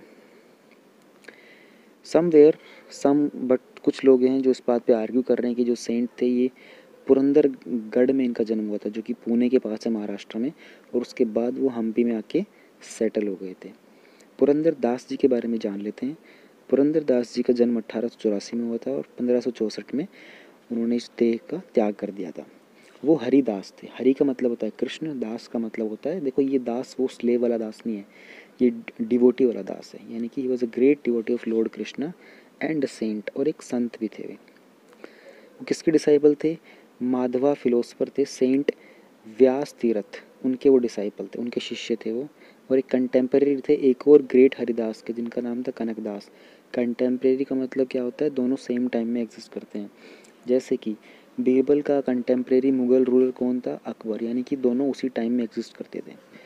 तो पुरंदर दास जी के टाइम पे कौन एग्जिस्ट करते? दूसरे हरि के जो लॉर्ड कृष्ण के डिवोटी कौन थे? कनकदास। पुरंदर दास जो थे ना, वो पायनियर थे, वो blended the rich musical streams, जो कि द्रविडियन और आर्यन म्यूजिक का था, उनको एक सिंगल स्ट्रीम के अंदर लेके आए थे कार्नाटिक म्यूजिक में। पायनियर का मतलब क्या होता है? अग्रणी, नेता, ठीक है, जो किसी काम को आगे बढ़ चढ़ के करता है, उसको पायनियर बोलते हैं। Prior to his initiation to Haridas tradition, यानी कि हरिदास का जो ट्रेडिशन था उससे पहले पुरंदर दास जी एक रिच मर्चेंट थे, एक बहुत ही अमीर व्यापारी हुआ करते थे, और उनका नाम था श्रीनिवास नायक। भारतीय म्यूज़िक के प्रति उनके क्या क्या कंट्रीब्यूशन रहे हैं, भारतीय संगीत की बात करते हैं। उन्होंने फॉर्मुलेट किए थे बेसिक लेसन्स कार्नेटिक म्यूज़िक की टीचिंग के, जैसे कि स्ट्रक्चरिंग द ग्रेडी एक्सरसाइज, इसको बोलते हैं स्वरवल्लीज और अलंकाराज, ये सब उन्होंने स्ट्रक्चर किए थे। उन्होंने इंट्रोड्यूस किया था राग मयम्मल वगोला। मयम्मल वगोला ये राग था, उन्होंने ही इसको इंट्रोड्यूस किया था। ये फर्स्ट स्केल होता है जो सिखाया जाता है जो बिगिनर्स होते हैं इसके अंदर, और ये प्रैक्टिस आज भी फॉलो की जाती है। उन्होंने गीतास भी नोविस स्टूडेंट्स, यानी कि जो नए बच्चे होते हैं उनके लिए गीतास भी कंपोज की थी। वो गीता मतलब गीत से, ये साधारण गाने को गीत बोलते हैं। हमारी जो गीता है, जो भगवत गीता है, भागवतम, वो भी एक गीत है, वो म्यूज़िक है, इसलिए उसका नाम गीता है। उसको कृष्ण जी ने गाया था, बोला नहीं था, इसलिए वो गीता है। Alright. He is noted for composing दास साहित्य एज अ भक्ति movement vocalist and A music scholar. एक म्यूजिक स्कॉलर और एक भक्ति मूवमेंट के वोकलिस्ट होते हुए उन्होंने दास साहित्य को भी कंपोज किया था। फिर इनके सोशल रिफॉर्म की बात कर लेते हैं, सामाजिक बदलाव क्या क्या लेके आए थे वो। पुरंदर दास जी तो थे ना, वो ट्राई करना चाहते थे, रिफॉर्म करना चाहते थे प्रैक्टिसेस को सोसाइटी के अंदर, और उन्होंने प्रीच किया था दूसरे जगह पर भी, लोकल लैंग्वेज के अंदर। कन्नड़ के अंदर वो डिवोशनल सॉन्ग्स यानी कि भक्ति के गीत गाते थे। मोस्ट ऑफ हिज कीर्तन, जितने भी उनके कीर्तन थे ना, वो डील करते थे सोशल रिफॉर्म्स में और पिन पॉइंट डिफेक्ट्स, यानी कि छोटी छोटी जो कमियाँ होती है ना समाज के अंदर, उन सबको पिन पॉइंट करते थे, उन डिफेक्ट्स को। It teaches complete self surrender and unadulterated love towards Lord Krishna the supreme. Self surrender का मतलब होता है स्वयं का संपूर्ण समर्पण, ठीक है, सेल्फ सरेंडर करना। और अनअडल्ट्रेटेड लव, अनअडल्ट्रेटेड मतलब इसमें मिलावट ना हो, ऐसा प्रेम जिसमें मिलावट ना हो, किसके प्रति? श्री कृष्ण के प्रति, जो सुप्रीम है, जो सबसे परम है, उसके प्रति। फिलॉसफी जो है भक्ति की पुरंदर दास के कंपोजिशंस में, वो कहाँ से आती है? वो आती है एसेंशियल टीचिंग्स से, जो रियलिस्टिक प्लूरिस्टिक माधवा फिलोसफी है वैष्णविज्म की, वहाँ से। एक होता है वैष्णविज्म जो विष्णु जी को फॉलो करते हैं, अब कृष्ण जी तो विष्णु जी के ही अवतार थे ना। और दूसरा होता है शैविज्म। शैविज्म का मतलब होता है जो लोग शिव जी को फॉलो करते हैं। तो ये दो इज़म हैं, आपको पता होना चाहिए। एक शक्ति इज़म भी होता है जो देवी को बहुत फॉलो करते हैं। तो इनकी जो फिलॉसफी थी भक्ति की, इनकी सारी की सारी कंपोजिशन जो थी वो माधवा की फिलोसफी थी वैष्णविज्म की, वहाँ से इसके रूट्स थे। पुरंदर दास ने कुछ जातिवाद की भी कुछ कमियों थी, कि उन गलतियों, कुछ प्रॉब्लम्स थी, उनसे भी लड़ाई की थी, मतलब उनके बारे में बताया था अपने गीतों के द्वारा, अपने सॉन्ग्स के द्वारा ही। उनका एक गाना है, देखो मैं थोड़ा कोशिश करता हूँ प्रोनाउंस करने की, ये साउथ इंडियन लैंग्वेज में, शायद पॉसिबली कन्नड़ लैंग्वेज में है। आवा कुलवा दरेनु, आवा न दरेनु, आत्मा भवा वरियादा मेले। तो ही वंडर्स कि what is the use if one doesn't understand the spirit of humanism whatever caste or status one might be accredited to. कहने का मतलब ये है कि आपको अगर ह्यूमनिज्म का ही मतलब, इंसानियत के ही मतलब नहीं पता है, तो आप किसी जाति से मेल खाते हैं या फिर संबंध रखते हैं, इसका कोई फ़ायदा नहीं है। पुरंदर दास के मुताबिक there was no inequalities among man and women. स्त्री और पुरुष के अंदर कोई भी इनइक्वालिटी नहीं थी। दोनों के पास हर तरह के बराबर के हक थे, बराबर की जिम्मेदारियां थी और अपना हर तरह का हक था कि वो अपनी रोज़मर्रा की ज़िंदगी को अपने तरीके से जी सकें। उन्होंने कुछ फोर्सफुल एक्सप्रेशंस भी डाले थे, जैसे अनटचेबिलिटी हो गया, जो उस समय रोजिंग सोसाइटी मतलब जो उस समय से हमारे समाज को खाया जा रहा था, अनटचेबिलिटी, छुआछूत जैसे ऐसे कुछ सामाजिक विकल्पों के ऊपर भी उन्होंने अपना ध्यान डाला। सबसे पहले हम लोग आ रहे हैं गोपाल कृष्ण गोखले जी के बारे में। तो बहुत जल्दी क्विकली एक शॉर्टकट बता देता हूँ। GKG, गांधी के गुरु गोपाल कृष्ण गोखले। ये SSC वालों के थोड़ा काम का बहुत है, लेकिन प्रीलिम्स को ध्यान में रखते हुए आपको ये शॉर्टकट से इस तरीके के मालूम होने चाहिए। कभी कभी क्या होता है कि हम लोग कंफ्यूज हो जाते हैं, जैसे मैं बहुत कंफ्यूज हो जाऊँ लाला लाजपत राय में और गोपाल कृष्ण गोखले में कि कौन सा गुरु था गांधी का। तो मैंने GKG से शॉर्टकट बना लिया। GKG के दो मतलब बनते हैं, गांधी के गुरु यही थे और गोपाल कृष्ण गोखले यही थे। तो इसी तरीके से आप निमोनिक्स बना के बहुत कुछ याद रख सकते हो। ये खुद बनाया करो, आप खुद के बनाए हुए जल्दी याद होते हैं, किसी दूसरे के बताए हुए याद रखने में टाइम लगता है। तो इनकी बर्थ एनिवर्सरी थी 9 मई 1886 को। प्रधानमंत्री जी ने इनको ट्रिब्यूट दिया था। तो इनके बारे में हम लोग जानेंगे थे कौन और इनके कंट्रीब्यूशन क्या थे इंडिया को लेकर। गोपाल कृष्ण गोखले जी एक इंडिया के पॉलिटिकल लीडर थे, एक सोशल रिफॉर्मर थे। स्पेशली इन्होंने इंडियन इंडिपेंडेंस मूवमेंट में बहुत बड़ा कंट्रीब्यूशन दिया था और गांधी जी के पॉलिटिकल मेंटर थे। गांधी जी के साथ साथ ना ये जिन्ना के भी पॉलिटिकल मेंटर थे। तो देखो, एक गुरु के दो शिष्य थे, एक गांधी जी थे कितने महान और एक जिन्ना जी थे। तो गोखले जी ने कैंपेन किया था इंडिया के सेल्फ रूल के लिए और सोशल रिफॉर्म भी लेके आए थे बहुत सारे। वो लीडर थे मॉडरेट फैक्शन के कांग्रेस पार्टी के अंदर, जो रिफॉर्म्स को बहुत एडवोकेट करते थे, सपोर्ट करते थे, जो गवर्नमेंट के एग्जिस्टिंग इंस्टीट्यूशंस थे ना उनके साथ काम करके। अब हम इनके थोड़े से कंट्रीब्यूशन के बारे में जानेंगे। काफ़ी सारे कंट्रीब्यूशन लग रहे हैं मुझे इनके। अरे भैया क्या बात है, 12 कंट्रीब्यूशंस है। मुझे नहीं पता याद कितने रह पाएंगे, लेकिन देखना एक बार, सुनना सबको ज़रूर, बहुत ज़रूरी है। उन्होंने बजट की स्पीचेस दी थी जब वो इम्पेरियल लेजिस्लेटिव काउंसिल के मेंबर थे। उन्होंने कंट्रीब्यूट किया था आर्टिकल्स में, जो कि इंग्लिश के वीकली महारत्ता ध्यान रहेगा नाम। और वो सेक्रेटरी भी थे डेक्कन एजुकेशन सोसाइटी के। बॉम्बे यूनिवर्सिटी के लिए जब वो सेनेट चूज़ किए गए थे तो उनको चार्ज दे दिया गया था बॉम्बे प्रोविंशियल कॉन्फ्रेंस का 1893 के अंदर। वो आयरलैंड गए थे, जो अल्फ्रेड वेब हैं उनको अरेंज किया था उन्होंने, being president of international Congress 1894 में। अल्फ्रेड वेब एक आयरिश नॉवलिस्ट थे जो कि इंडियन नेशनल कांग्रेस के प्रेसिडेंट भी बने थे 1894 में। As a member of the Pune municipality twice elected its president, 2 बार पुणे म्यूनिसिपैलिटी के प्रेसिडेंट चुने गए थे ये गोखले जी हमारे। और गोखले जी ने कॉन्टीन्यूसली कोशिश की थी, स्ट्राइव करना मतलब जतन करते रहते लगातार प्रॉब्लम सॉल्व करने के लिए, गरीबों की जो भी उनके पास अपने ग्रीवेंस से मतलब समस्याएं लेके आता था। गोखले जी ने पब्लिश किया था एक डेली न्यूज़पेपर जिसका नाम था जनन प्रकाश, जो कि अलाउ करता था ये मतलब जिसके थ्रू वो क्या कर पा रहे थे, अपने जो रिफॉर्मिस्ट व्यूज़ थे ना पॉलिटिक्स और सोसाइटी के ऊपर, वो लोगों तक पहुंचा पा रहे थे। उनको बाद में council of India of governor of general of India 1903 भी चूज़ कर लिया गया था। आगे थोड़ा सा बात करते हैं इनके बारे में। इनको अपॉइंट किया गया था as the companion of the order of the Indian empire 1904 में, न्यू ईयर्स के ऑनर लिस्ट के अंदर।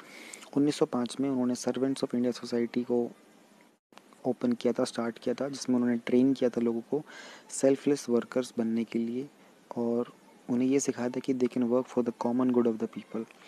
उनको इंडियन नेशनल कांग्रेस का प्रेसिडेंट भी उस टाइम पर चूज़ किया गया था। He was instrumental in the formation of Morley Minto reforms हैं 1909 में, जो कि इवेंचुअली बाद में लॉ बन गया था। He was the mentor to both Mohammed Jinnah and Mahatma Gandhi. Mahatma Gandhi ji ने एक बुक लिखी थी जिसका नाम था गोखले माई पॉलिटिकल गुरु। और महात्मा गांधी जी मांगते थे उनके जो कोर पॉलिटिकल लिबर्टी के जो बिलीव्स हैं, सोशल रिफॉर्म के, इकोनॉमिक प्रोग्रेस के, वो सारे के सारे इनके टाइम से आए हुए हैं। ये कुछ प्रीलिम्स के क्वेश्चन है, इन पर क्वेश्चन को तो ना खुद प्रैक्टिस किया करो, तो आपको क्या होगा, थोड़ा रिवीजन हो जाएगा। फिर हम बात करते हैं, ये गोखले जी की तस्वीर है। आप इनको इस टोपी से, चश्मे से, इस मफलर से इजीली पहचान जाएंगे। मफलर से देख के लगता है कि केजरीवाल जी ने इनसे इंस्पिरेशन ली हुई डेफिनेटली। वीर सावरकर का नाम अगर आपको बताएं पूरा का पूरा, तो विनायक दामोदर सावरकर है। वीर सावरकर इनको बोला जाता था।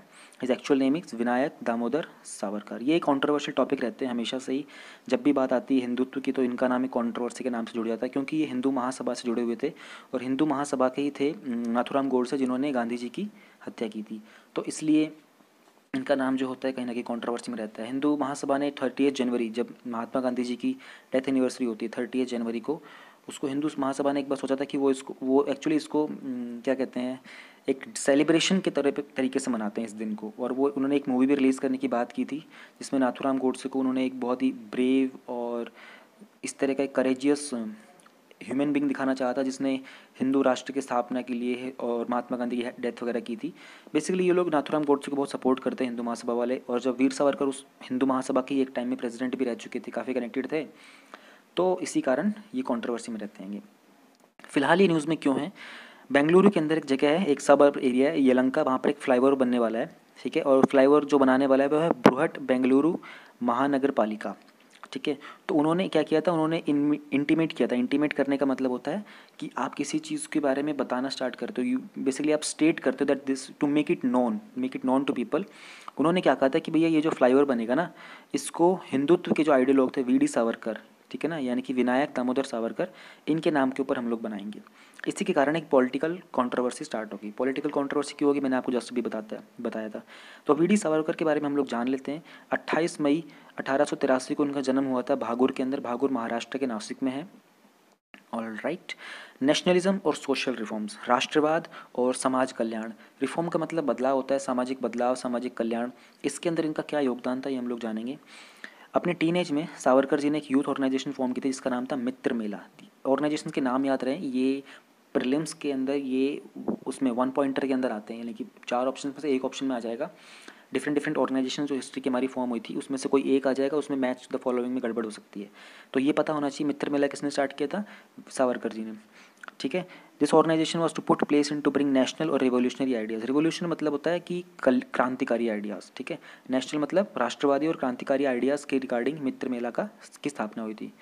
वो फॉरेन गुड्स के अगेंस्ट थे और उनका आइडिया था कि स्वदेशी का, जैसे फिलहाल प्रधानमंत्री जी ने क्या चलाया है, आत्मनिर्भर भारत ना, आत्मनिर्भर भारत यानी कि सेल्फ रिलायंट भारत।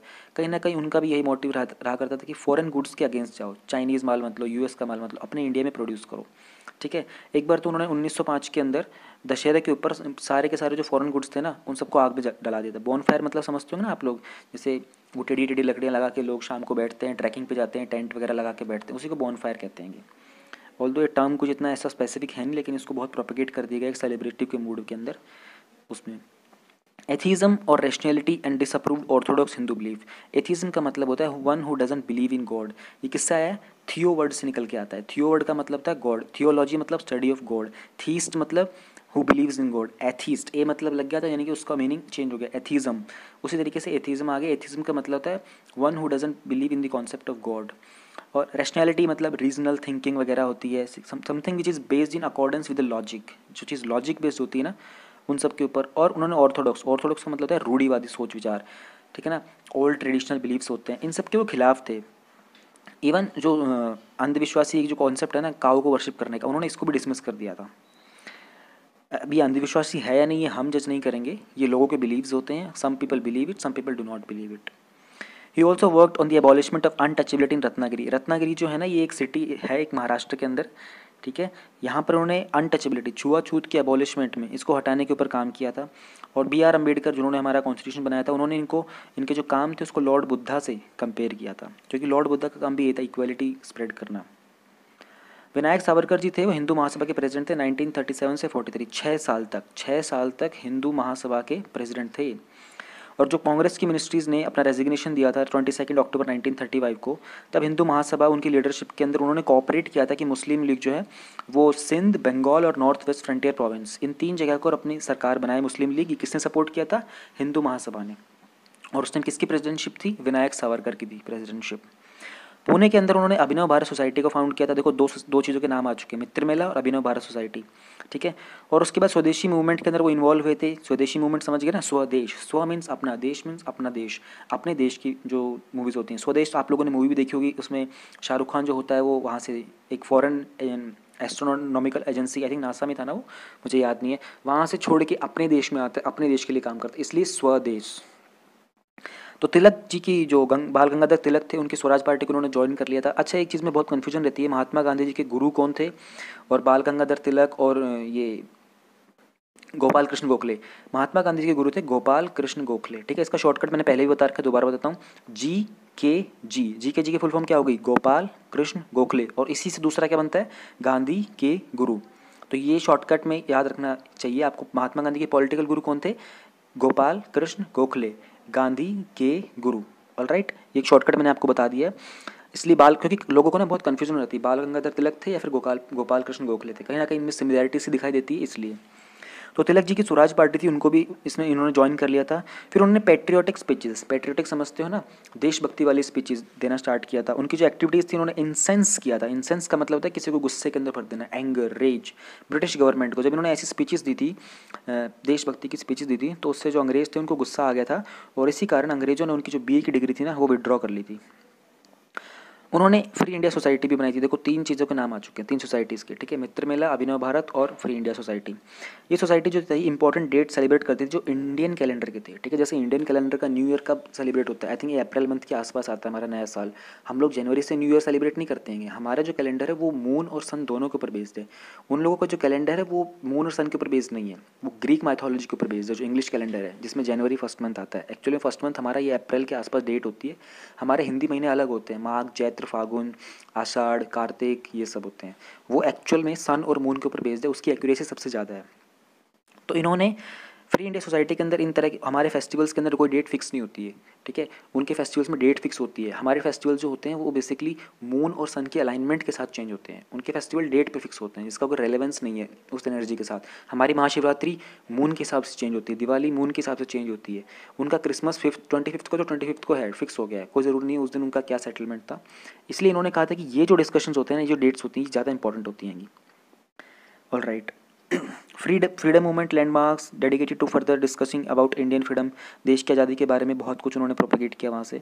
वो बिलीव करते थे कि देश को आज़ाद करने के लिए ब्रिटिश के खिलाफ हम लोगों को हथियारों का इस्तेमाल करना चाहिए, ठीक है। और एक नेटवर्क क्रिएट किया उन्होंने इंडिया के अंदर, इंग्लैंड के अंदर, इंडियंस का, जो इनके पास हथियार भी बहुत थे। इसके बाद इनकी इंपॉर्टेंट वर्क देखो, अभी हम लोगों ने ऊपर क्या पढ़ा, हम लोगों ने इस टॉपिक में पढ़ा इनकी नेशनलिज्म और सोशल रिफॉर्म्स क्या थे, ठीक है, ध्यान रहे अलग अलग हैं, ठीक है। फिर हम बात करते हैं इंपॉर्टेंट वर्क्स क्या क्या थे। उनकी किताब है जिसका नाम है history of the war of Indian independence, Savarkar ji ने लिखा था इसको। इसमें गुरिल्ला वॉरफेयर ट्रिक्स थी। 1857 के सिपाही म्यूटनी, 1857 की सिपाही म्यूटनी आपको पता है, मंगल पांडे जी वाला केस था, ठीक है। यहाँ से हमारे देश का पहला वॉर ऑफ इंडिपेंडेंस स्टार्ट हुआ था। बेसिकली हुआ तो पहले भी था, जैसे नरसिम्हा राव रेड्डी मूवी के अंदर दिखाया गया था कि उससे पहले भी चीज़ स्टार्ट हो चुकी, लेकिन वो नोटिस में नहीं आई थी, वो अंडर द टेबल रह गई थी। यहाँ ये चीज़ थी, सिपाही म्यूटनी दिखाई दे गई थी। गुरिल्ला वॉरफेयर क्या होता है, गुरिल्ला वॉरफेयर के अंदर बेसिकली क्या होता है ना, स्मॉल फोर्सेज में आप अटैक करते हो, ठीक है, और वो इर्रेगुलर ग्रुप्स होते हैं, उनकी कोई रेगुलरिटी नहीं होती है, ठीक है, उनकी कोई अथॉरिटी या लीडिंग कोई लीडर नहीं होता उनके अंदर। जब मन में आता था छोटे छोटे आप गुट बना के और आप युद्ध कर देते हो, लड़ाई कर देते हो, ठीक है, उनको बोलते हैं गुरिल्ला वॉरफेयर टेक्निक्स, ट्रिक्स। ये जो बुक थी इनकी, history of the war of Indian independence, इसको बैन कर दिया गया था ब्रिटिशर्स द्वारा, ठीक है। और फिर मैडम बीकाजी कामा बॉम्बे से थी, वो एक पारसी फैमिली से थी। दिल्ली के अंदर आप RK पुरम में जाओगे तो मैडम बीकाजी कामा प्लेस करके एक बिल्डिंग भी बनी हुई है, ठीक है। तो उन्होंने इस बुक को फिर नेदरलैंड, जर्मनी और फ्रांस यानी कि यूरोप जाके पब्लिश कर दिया था, जिसके कारण ये बहुत सारे इंडियन रेवोल्यूशनरी यानी क्रांतिकारियों तक पहुँच गई थी। 1909 मॉर्लेमेंटो रिफॉर्म के टाइम पर उनको अरेस्ट कर लिया गया था। उनके चार्जेस क्या थे, उनको बोला गया था कि आप आर्म्ड रिवोल्ट कर रहे हो, आप प्लान कर रहे हो, प्लॉट कर रहे हो, हथियारों वाला एक प्रोटेस्ट रिवोल्ट, वो अलाउड नहीं है। मॉर्लेमेंटो रिफॉर्म क्या थे, मॉर्लेमेंटो रिफॉर्म थे, देखो 1905 के अंदर लॉर्ड कर्जन ने बंगाल का पार्टीशन कर दिया था, ठीक है, आप लोगों ने मॉडर्न हिस्ट्री पढ़ ली होगी। उसके बाद इंडियंस को ना बहुत गुस्सा आने लग गया था कि यार ये तो बहुत ज़्यादा करते जा रहे हैं। तो 1909 तक आते आते क्वीन एलिजाबेथ थी, विक्टोरिया थी, मैं थोड़ा कंफ्यूज हो रहा हूँ। तो वहाँ की जो क्वीन थी ना, उन्होंने क्या किया था कि उन्होंने ऑर्डर पास कर दिया था कि मॉर्लेमेंटो के अंदर कि भैया आप ऐसा करो, इंडियंस की रिप्रेजेंटेशन बढ़ाओ। तो उनको लेकर 1909 के अंदर मॉर्लेमेंटो रिफॉर्म्स आते जिसमें इंडियंस की रिप्रेजेंटेशन बढ़ा दी गई थी। ऑलराइट। मोर्ले जो थे इन ये थे उस टाइम जो सेक्रेटरी थे स्टेट के, और मिंटो जो थे उस टाइम पे वाइसरॉय थे। ठीक है, ओके। इनका नाम एक्चुअली जॉन मोर्ले था, जो फुल नेम था ना इनका वो। तो फिर उन्होंने टू नेशन थ्योरी अपनी बुक लिखी थी, हिंदुत्व करके। ये काफ़ी कंट्रोवर्शियल बुक थी वैसे तो। उन्होंने कहा था हिंदू और मुस्लिम जो हैं वो दो सेपरेट नेशंस की तरह हैं। एक्चुअली इनका और हिंदू महासभा का मानना ये था कि देखो हिंदुज़म, बुद्धिज़्म, सिखिज़्म और जैनिज़्म ये सारे के सारे ना सिमिलर रिलीजन के वो हैं। बुद्धिज़्म, सिखिज़्म, जैनिज़्म जो सारे के सारे हिंदुज़म से निकल के आए हैं। लेकिन वो बोलते थे कि इस्लाम और क्रिश्चियनिटी, ये दोनों के दोनों जो रिलीजन्स हैं ना, ये फॉरेन रिलीजन्स हैं, ये हमारे लैंड मास के नहीं हैं। तो इसलिए इनको थोड़ा सा डिफरेंट करने की बात की जाती थी हिंदू महासभा के अंदर। हालांकि आज भी वहाँ पर यही चलता है। तो 1937 में हिंदू महासभा ने इसको एक रेजोल्यूशन की तरह पास किया था कि भैया हिंदू और मुस्लिम दो अलग अलग नेशन होंगे। अब रेजोल्यूशन क्या होता है? संकल्प। एक संकल्प की तरह इन्होंने लिया था। कब? 1937 के अंदर। 2002 के अंदर पोर्ट ब्लेयर यानी कि जो अंडमान निकोबार की जो कैपिटल है वहाँ पर एक जो एयरपोर्ट है उसका नाम वीर सावरकर इंटरनेशनल एयरपोर्ट कर दिया गया था। उस पर भी बहुत कॉन्ट्रोवर्सी आई थी। इस call for a modern society यानी कि जो नवीन नवीन बोलते हैं, मॉडर्न न्यूनतम मॉडर्न समाज के बारे में उनके क्या विचार थे, उन्होंने कैसे स्टार्ट किया था। वो एक मॉडर्निस्ट थे, रैशनलिस्ट थे, स्ट्रॉन्गर सपोर्टर थे सोशल रिफॉर्म के, सामाजिक कल्याण के बहुत सहाय वो थे, सपोर्टर थे, वो बड़े स्ट्रॉन्ग। सावरकर के मुताबिक हमारी जो मूवीज़ है ना वो कंट्री की पॉजिटिविटी नहीं दिखाती, नेगेटिविटी दिखाती, बल्कि कंट्रीज़ को पॉजिटिविटी दिखानी चाहिए। ठीक है, हमारी विक्ट्रीज़ के बारे में दिखाना चाहिए, हमारे जो लॉस हुए उसके बारे में नहीं। हमारे जो यूथ है तभी इंस्पायर होगा जब उनको कंट्री की पॉजिटिव साइड दिखाएंगे। हम लोग मूवीज़ के अंदर कंट्री की नेगेटिव साइड दिखाते हैं, हमारा कंट्री कैसे हारा था, कैसे लुट रहा था। रदर देन हम ये नहीं दिखाते कि हमारी कंट्री ने कौन सा वॉर जीता, कौन को हमारे ग्रेट रिवोल्यूशनरीज थे, उन सबको हम कम दिखाते हैं। हम कंट्रीज़ की दुर्दता ज़्यादा दिखाते हैं। उनका जो प्रेसिडेंशियल एड्रेस था देखो 1937 से 1943 तक वो क्या थे? हिंदू महासभा के प्रेसिडेंट थे। तो उनके प्रेसिडेंशियल एक एड्रेस के अंदर जो कि कलकत्ता 1939 के हुआ था, एनुअल सेशन था। एनुअल समझते हो ना, वर्ष में एक बार होने वाला। स्कूल के अंदर एनुअल फंक्शन होता है साल में एक बार, उनका भी एक एनुअल सेशन की प्रेसिडेंशियल स्पीच थी। सावरकर ने बोला था कि हिंदू और मुस्लिम है ना वो अपने हिस्टोरिकल डिफरेंस यानी कि उनके इतिहास के अंदर जो मतभेद रहे हैं उन सबको दूर करके एक कॉमन हिंदुस्तानी कॉन्स्टिट्यूशनल स्टेट की बात की थी उन्होंने। कॉमन यानी कि दोनों के बीच कॉमन है, लेकिन हिंदुस्तानी होगा, वो कॉन्स्टिट्यूशनल होगा, संवैधानिक होगा, और तब एक देश बनना चाहिए। Savarkar ji often called supporters to welcome the age of modern machine. वो अपने जो उनके फॉलोअर्स थे, सहायक करता थे, उन सबको बोलते थे कि मॉडर्न मशीन। कलयुग का मतलब क्या होता है? कल का मतलब होता है मशीन, कल युग। तो मशीन वर्ल्ड है हमारा, मशीन मॉडर्न वर्ल्ड है हमारा। तो वो कहते हैं कि मशीन और मॉडर्न वर्ल्ड को ज़्यादा फॉलो करो। एक ऐसे के अंदर जो कि पब्लिश हुआ था मैगजीन किर्लोस्कर में और republished in a book of his essays on the scientific approach, he argued that India would continue to lag behind Europe as long as leaders believed in superstition rather than science. उनके एक ऐसे में जो कि बाद में उनकी book में भी छप गया था, उन्होंने ये कहा था कि भारत हमेशा यूरोप से पीछे रहेगा जब तक हम लोग अपने ट्रेडिशनल बिलीफ्स के ऊपर, रूढ़िवादी सोच विचार के ऊपर लटके रहेंगे, जब तक हम लोग साइंस को अपना बेस नहीं बनाएंगे। तो he was kind of a rational because he believed in the logic and intellect. Hinduism believe करती है इंट्यूशन के अंदर, और हमारा जो अध्यात्म है वो इंट्यूशन पे काम करता है। He said work according to science, science works on facts and experiments. फिर उन्होंने आर्ग्यू किया था कि कोई भी सोशल रिफॉर्म है ना, जब तक उसको जो सोशल प्रैक्टिसेस हैं वो बैड इविल सोशल प्रैक्टिसेस हैं उनको निकालना है तो उसको अपनी पॉपुलैरिटी के साथ कॉम्प्रोमाइज़ करना पड़ेगा। ठीक है ना, जैसे कि उन्होंने कहा कि जीसस की डेथ हो गई थी, जीसस की पॉपुलैरिटी थी ना, but he was skilled. Buddha थे, उनको भी मर्डरस अटैक्स फेस करने पड़े थे। मोहम्मद जो थे उनको भागना पड़ा था, उनकी इंजरी भी हो गई थी बैटल के अंदर, और उनको ट्रेटर यानी कि गद्दार का भी इल्ज़ाम लगाया गया था उनके ऊपर। तो उन्होंने कहा था कि किसी भी इंसान उसको समाज में कल्याण करना पड़ता है ना, उसको किसी ना किसी तरह अपनी पॉपुलैरिटी के साथ, अपने फेम के साथ कॉम्प्रोमाइज़ करना पड़ता है, यानी कि उसमें कहीं ना कहीं प्रॉब्लम्स आती ही हैं। कंक्लूजन के ऊपर हम देखते हैं, ये वी डी सावरकर जी की फ़ोटो है। ओके, इनका नाम जो है ना, इनके वी डी सावरकर का नाम ही जब आता है तो कंट्रोवर्सी की बात की चली जाती है। कुछ लोग इनको बहुत ग्रेट क्रांतिकारी रिवोल्यूशनरी भी मानते हैं कि भारत के जो आज़ादी का जो स्ट्रगल था, जो संघर्ष था, उनके अंदर इनका बहुत बड़ा योगदान था। कुछ लोग इनको कम्युनलिस्ट भी मानते हैं, राइट विंग का लीडर भी मानते हैं। उनकी जो कंट्रोवर्शियल पोजीशन थी ना हिंदुत्व के ऊपर, वो अभी भी कंटिन्यू होती है करंट पॉलिटिकल डिबेट्स के अंदर। हाँ, ऑब्वियस सी बात है, जहाँ डिबेट हो रही होती है हिंदुत्व का नाम आ गया, वहाँ वी डी सावरकर का नाम आता ही आता है। आप लोग कहीं देख लीजिएगा, अगर आप लोग थोड़ी बहुत पॉलिटिकल न्यूज़ फॉलो करते हो, मैं तो करता हूँ, तो एग्ज़ाम के लिए पॉइंट ऑफ व्यू से इंपॉर्टेंट नहीं है, वो पर्सनल चॉइस है, पर्सनल जनरल अवेयरनेस के लिए है। It is time for a wider set of scholars begin to engage with Savarkar ideas including controversial ones. ठीक है, हो गया है, कंट्रोवर्शियल टॉपिक है, ज़्यादा इसके बारे में अपने ओपिनियन में नहीं रखूँगा। हाँ, क्वेश्चंस कर लेते हैं प्रीलिम्स वाले। Who founded Mitra Mela, Abhinav Bharat society, free India society, what are the objectives.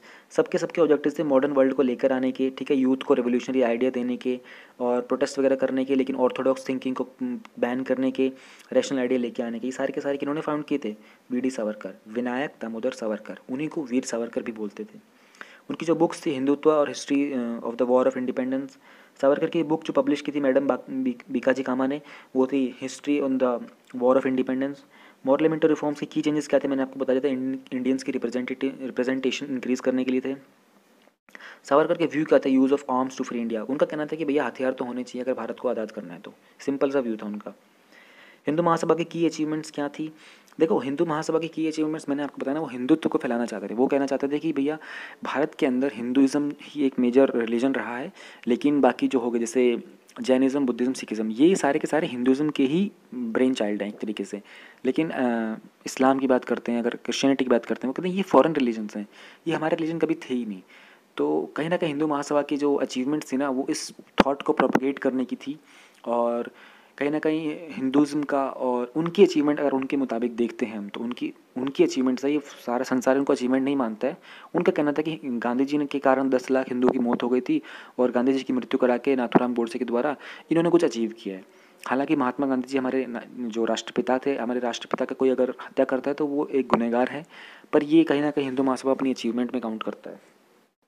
Pearl Harbor एक हार्बर है जो कि यूनाइटेड स्टेट्स में है। मैं आपको एक बार मैप से पहले दिखा देता हूँ। ये देखिए, ये है यूनाइटेड स्टेट्स ऑफ अमेरिका, यहाँ पर है ये एशिया, यानी कि यहाँ पे चाइना है, ये जापान है। This whole region is our Pacific Ocean. Pacific Ocean में बीच में आते हैं हवाई आइलैंड्स, जो कि यूनाइटेड स्टेट्स का पार्ट है। हवाई आइलैंड्स को यूनाइटेड स्टेट्स ने अपना 50th स्टेट डिक्लेयर किया था। कब? 1959 के अंदर। 1959 का आप नोट डाउन कर सकते हैं। ये यूएस का 50th स्टेट था। अच्छा, यूएस का जो फ्लैग होता है ना, उसमें कुछ स्टार्स होते हैं। उन स्टार्स का काउंट भी जो है ना वो 50 है, क्योंकि वो रिप्रेजेंट करते हैं यूनाइटेड स्टेट्स के 50 स्टेट्स। जैसे इंडिया में अभी 28 स्टेट्स हैं, उसी तरीके से यूनाइटेड स्टेट्स ऑफ अमेरिका में 50 स्टेट्स होते हैं। ऑलराइट, तो पर्ल हार्बर जो एक हवाई के एक आइलैंड के ऊपर है और basically it's near to Honolulu. Honolulu जो है वो होनोलुलु ये हवाई आइलैंड्स की कैपिटल है। ओके, तो अब हम देखते हैं ऊपर ये हुआ क्या था एक्चुअली पर्ल हार्बर के अटैक के ऊपर। अभी रिसेंटली डोनाल्ड ट्रंप जो है, प्रेसिडेंट डोनाल्ड ट्रंप, उन्होंने कहा था कि जो कोरोना का जो आउटब्रेक है that is worst then the bombing that happened on Pearl Harbor by Japan during the world war 2, और जो 9/11 अटैक हुआ था उससे भी ज़्यादा खतरनाक और ड्रेडफुल है। तो जापान ने पर्ल हार्बर के ऊपर बॉम्बिंग कब की थी, क्यों की थी, क्या हुआ था? अच्छा, वर्ल्ड वॉर 2 की अगर हम बात करते हैं तो ये 1939 से 1945 तक चला था।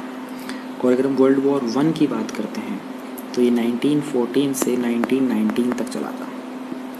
Alright, since the emerging of the central Chinese city of Wuhan in December, corona virus ने अमेरिका में 1.2 मिलियन को इफेक्ट किया है, इन्फेक्ट भी किया है। 1.2 million is equal to 12 lakh, और उसमें से 73,000 डेथ्स हो चुकी हैं। एक्चुअली 77 हो चुके हैं जिस टाइम मैं ये वीडियो रिकॉर्ड कर रहा हूँ। And the Trump administration is quite assured कि ये 95,000 प्लस जाएगी ये डेथ्स जो है। Let's hope that it stops at this place only. तो पर्ल हार्बर में हुआ क्या था? देखो, दिसंबर 7 की बात है 1941 में पर्ल हार्बर के ऊपर एक अटैक हुआ था। जो उस टाइम वॉर चल ही रहा था, जो वर्ल्ड वॉर चल रहा था, इन्होंने एंट्री किया था। जो यूएस की जो ऑफिशियल एंट्री थी ना हॉस्टिलिटीज़ की, which eventually led to the dropping of nuclear bombs in Japanese cities of Hiroshima and Nagasaki in 1945। ये बाद में हुआ था। हिरोशिमा और नागासाकी के अंदर जो बॉम्बिंग हुई थी, देखो एक बार ये बता देता हूँ मैं आपको। 6 अगस्त को हिरोशिमा में लिटिल बॉय न्यूक्लियर बॉम्ब गिराया गया था, और उसके बाद 9 अगस्त को नागासाकी में फैट बॉय, लिटिल मैन था पहले, लिटिल बॉय, फैट मैन, जो fat boy, I am getting confuse with the name here. I think it was fat man, fat boy and little boy. तो ये 2 न्यूक्लियर बॉम्ब थे जो US ने Japan पे गिराया था 1945 में। लेकिन उससे पहले 1941 के अंदर जापानीज़ एयरक्राफ्ट वगैरह ने जो था ना, ये इनके यूएस के फ्लीट वगैरह को, नेवी फ्लीट को बहुत हार्म पहुँचाया था। उससे हुआ क्या था, बिफोर द जापानीज़ ने जो 1941 में अटैक किया था ना, तो यूएस और जापान के जो रिलेशन थे ना वो ऑलरेडी बहुत वर्स हो रहे थे। तो 1910 में जापान ने कोरिया को एनेक्स किया था। और उससे पहले कि मैं आपको एक बड़ी इंटरेस्टिंग बात बता देता हूँ। देखो, जापान एक बहुत छोटा सा देश है, बहुत छोटा सा देश है। जापान ने 1904 और 05 में एक रूसो जापानीज़ वॉर हुआ था रशिया और जापान के बीच। उसमें रशिया को हरा कर जापान जीत गया था। ये बहुत ही छोटा वॉर नहीं था, एक छोटी कंट्री और ये बहुत बड़े नेशन के बीच में वॉर था। हुआ यूँ था कि जो रशियंस थे ना, उनकी एक पॉलिसी थी कि वो ईस्ट एशिया में एक्सपेंड कर रहे थे। तो just to suppress that thing Japanese ने रशिया पे अटैक कर दिया था। उस टाइम पे जो रशियन जो वॉरियर्स थे ना वो बहुत स्ट्रॉन्ग माने जाते थे। तो 1910 के अंदर जापान ने कोरिया को एनेक्स किया था और 1937 में इन्होंने चाइना को एनेक्स कर दिया था। और कि ये एक अलार्म भेजा था इन्होंने, जापानीज़ ने बताना चाहा था यूएस को और जो बाकी वेस्टर्न पावर थी, स्पेशली जो यूरोप के अंदर थी, कि इनका एक एजेंडा है, एक मैनिफेस्ट है जापान का एक्सपेंड करने का अपने आप को। तो 1937 से लेके और जनवरी 1938 के बीच में एक एपिसोड होता है जिसको नाम दिया गया था नैनकिंग मैसेकर और द रेप ऑफ नैनकिंग। ये एक नैनकिंग जो है ना उस टाइम की एक सिटी थी जापान की, चाइना की जो कैपिटल थी उस टाइम की। वहाँ पर इनके जो जापानीज़ लोग थे ना, इन्होंने वहाँ पर आकर हज़ारों लाखों लोगों को मार दिया था। And most of the people were looted and people were raped. तो उसको नैनकिंग मैसेकर का नाम दे दिया गया था। जापानीज़ हिस्टोरियंस ने एस्टिमेट बताया था कि टेंस ऑफ थाउजेंड्स ऑफ से लेकर यानी कि 10,000 से लेकर 2 लाख तक के चाइनीज़ को उन्होंने मारा था। इवन जो ये बॉम्बिंग हुई थी ना, न्यूक्लियर बॉम्बिंग यूएस की हिरोशिमा नागासाकी के ऊपर, इसमें भी अराउंड 2 से लेकर 3 लाख पीपल तक died almost and the impacts are still there. You know the cockroach जो थे ना वो न्यूक्लियर अटैक को भी सर्वाइव कर गए थे। It's still a topic of research. तो यूएस का जो वॉर था ना, जापानीज़ जो थे ना वो एक एग्रेशन के साथ चाइना की तरफ बढ़ रहे थे। तो टू सप्रेस देम यूएस जो था वो बार बार जापान को वार्निंग देता था कि भैया आप अपना सप्रेशन कम करो। अब इस सप्रेशन से जापान डरने वाला था नहीं। तो जापान ने क्या किया, जापान ने इनके पर्ल हार्बर के ऊपर अटैक कर दिया। अब यूएस ने बाद में बहुत रिटेलिएट किया और 1945 में इनके ऊपर न्यूक्लियर अटैक भी किया था। ये कहना चाह रहे हैं कि जापान जो बहुत रिलायंट था अपने इंपोर्ट्स और ऑयल वोल के लिए, नेचुरल रिसोर्सेज के लिए चाइना के ऊपर। तो इसी का एक कारण था कि इनका कि ये चाइना को इन्वेड करना चाहते थे। और ये जो फ्रेंच इंडो चाइना था ना, जो आज की डेट में जो वियतनाम, लाओस, कंबोडिया है, उसको पहले फ्रेंच इंडो चाइना बोला जाता था। इनकी इंटेंशन थी कि यहाँ पर भी सारा कंट्रोल जो है ना इनका चाइनीज़ पोर्ट्स वगैरह के ऊपर, रिसोर्सेज के ऊपर, इन सब पर जापानीज़ अपना कंट्रोल लेना चाह रहे थे। तो 19 जुलाई में 1941 में यूएस ने क्या कर दिया कि जापान को ऑयल एक्सपोर्ट करना बंद कर दिया। फिर 2 कंट्रीज़ के बीच नेगोशिएशंस हुए। तो कंट्रीज़ का जो नेगोशिएशन था ना वो ख़त्म हुआ हल नोट के ऊपर। हल वॉज बेसिकली उस टाइम के जो सेक्रेटरी स्टेट थे ना उनका नाम था कॉर्डेल हल। तो जनरली उनके नाम के ऊपर ये चीज़ बन गई थी। ओके, इन्होंने एक नेगोशिएशंस वगैरह किए थे, लेकिन वो नेगोशिएशंस वगैरह तो जो फेल हो गए थे। और एक इन सब के कारण ऐसी बहुत सारी चीज़ें हुई थी, उन सब के कारण ही एक एक्यूमुलेशन हुआ गया था थॉट्स का और डिप्लोमेसी का, जिसके कारण देखो इन्होंने कहा कि अल्टीमेटली जो नेगोशिएशंस थे उनसे कोई कंक्रीट रिजल्ट नहीं आए थे, जिसके कारण जापान ने क्या किया था, पर्ल हार्बर के ऊपर नवंबर के लास्ट वीक में 1941 में अटैक कर दिया था। जो जापान ने कंसिडर किया था इस अटैक को कि एक प्रिवेंटिव मेजर्स है कि यूएस जो है वो इंटरफेयर कर रहा है जापान के प्लान में, जो कि जापान साउथ एशिया में चलाना चाह रहा था, इसलिए उन्होंने यूएस के ऊपर अटैक किया है। अब पर्ल हार्बर में हुआ क्या था, सुबह 7:55 पे 7 दिसंबर 1941 अराउंड 180 एयरक्राफ्ट थे इंपेरियल जापानीज़ नेवी के, जिन्होंने यूएस के नेवल बेस के ऊपर अटैक किया था। पर्ल हार्बर जो है वो एक ओहाऊ आइलैंड जो है हवाई का, देखो हवाई का जो आइलैंड है ना, हवाई का आइलैंड का मतलब ये नहीं कि एक ही आइलैंड है, ये हवाई पूरा मेन है, इसके छोटे छोटे पार्ट्स भी होते हैं। फिर तो उनमें से एक जो था वो ओहाऊ था, वहाँ पर पर्ल हार्बर है, वहाँ पर इनके बहुत सारे बॉम्बिंग हुई थी जिसमें 2300 अमेरिकन्स की डेथ हो गई थी। बहुत सारे बैटलशिप्स थे, उन सबको डिस्ट्रॉय कर दिया गया था। रफली 160 एयरक्राफ्ट जो डिस्ट्रॉय हो गए थे और 150 थे जो डैमेज हो गए थे। अब इसका आउटकम क्या हुआ था, but the Pearl Harbor attack had failed in its objective completely destroy the Pacific fleet. इनका मन तो था, आइडियल इंटेंशन ये थी कि पूरे के पूरे पैसिफिक फ्लीट को ये ख़त्म कर देंगे, लेकिन वो हो ही नहीं पाया क्योंकि ये लोगों ने मिस कर दिए थे इनके ऑयल टैंक्स, इनकी एम्यूनेशन की साइट, रिपेयर फैसिलिटीज़। और यूएस के जो एयरक्राफ्ट कैरियर थे ना वो तो उस टाइम पे प्रेजेंट थे ही नहीं वहाँ पे पर्ल हार्बर में। 6 महीने बाद जून 1942 में ये जो फेलियर था ना, इन्होंने जापानीज़ को हॉन्ट कर दिया था। जब उसके बाद यूएस फोर्सेस ने एक बहुत ही मेजर विक्ट्री की थी बैटल ऑफ मिडवे के अंदर, जो कि पैसिफिक के अंदर एक बहुत ही फेथफुल क्या कहेंगे कि एक बहुत ही फेवरेबल आउटकम निकला जो यूएस का था। ये एक नेवल का बैटल था, बैटल ऑफ मिडवे था ना, ये नेवल का बैटल था, यानी कि ये जो हमारा पर्ल पैसिफिक एरिया है ना, यहाँ पर ही हुआ था नेवीज़ का। तो उसमें यूएस वाले जो थे they definitely overcome that thing. अब हमारे आते हैं सैंपल रजिस्ट्रेशन सिस्टम के बारे में। ये बड़ी इंटरेस्टिंग न्यूज़ है यार, मेरे को भी पढ़ के बड़ा अच्छा लगा था इसको। काइंड ऑफ हैप्पी न्यूज़ कह सकते हो। बताता हूँ कैसे।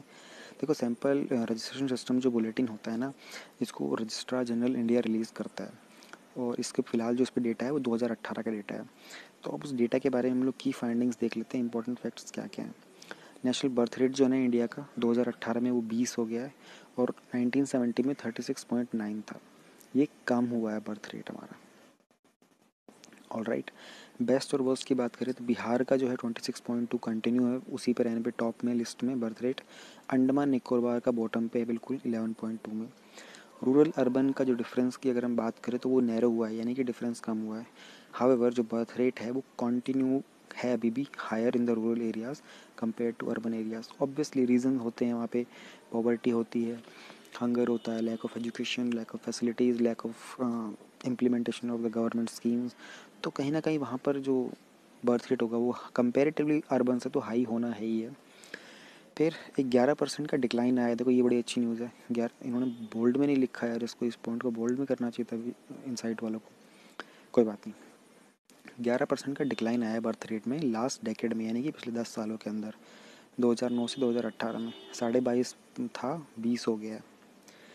तो जो कॉरस्पॉन्डिंग डिक्लाइन है ना, रूरल एरियाज़ में जो डिक्लाइन आया है वो 24.1 से 21.6 आया है, और अर्बन में जो एक डिक्लाइन आया है वो 18.3 से 16.7 आया है। तो ऑलमोस्ट एक 11% का डिक्लाइन कह रहे हैं। डेथ रूट जो है हमारा वो 6.2 हो गया है 2018 में। 1917 में 14.9 था, यानी कि अब डेथ्स कम हो रही हैं, क्योंकि ऑब्वियस सी बात है फैसिलिटीज़ बढ़ गई हैं, अवेयरनेस बढ़ गई है, people are more conscious towards their health, ठीक है ना। मेडिकल फैसिलिटीज़ अच्छी हो गई। पहले क्या होता था कि कोई बीमारी वगैरह होती थी, लोग बहुत जल्दी मर जाते थे। आजकल क्या है कि फटाफट हॉस्पिटल का अप्रोच किया जाता है तो इलाज हो जाता है। जस्ट इन केस आपको मेरे बैकग्राउंड में अगर कोई म्यूज़िक सुनाई दे रहा है तो प्लीज़ इग्नोर दैट। एक्चुअली जिस लोकेलिटी में मैं रह रहा हूँ यहाँ पर लाइट गई हुई है, तो I am also on the terrace right now recording this in the night. तो आसपास वाले लोग एंजॉय कर रहे हैं गाड़ी में म्यूज़िक बजा के लॉकडाउन में, but let's just focus on our work.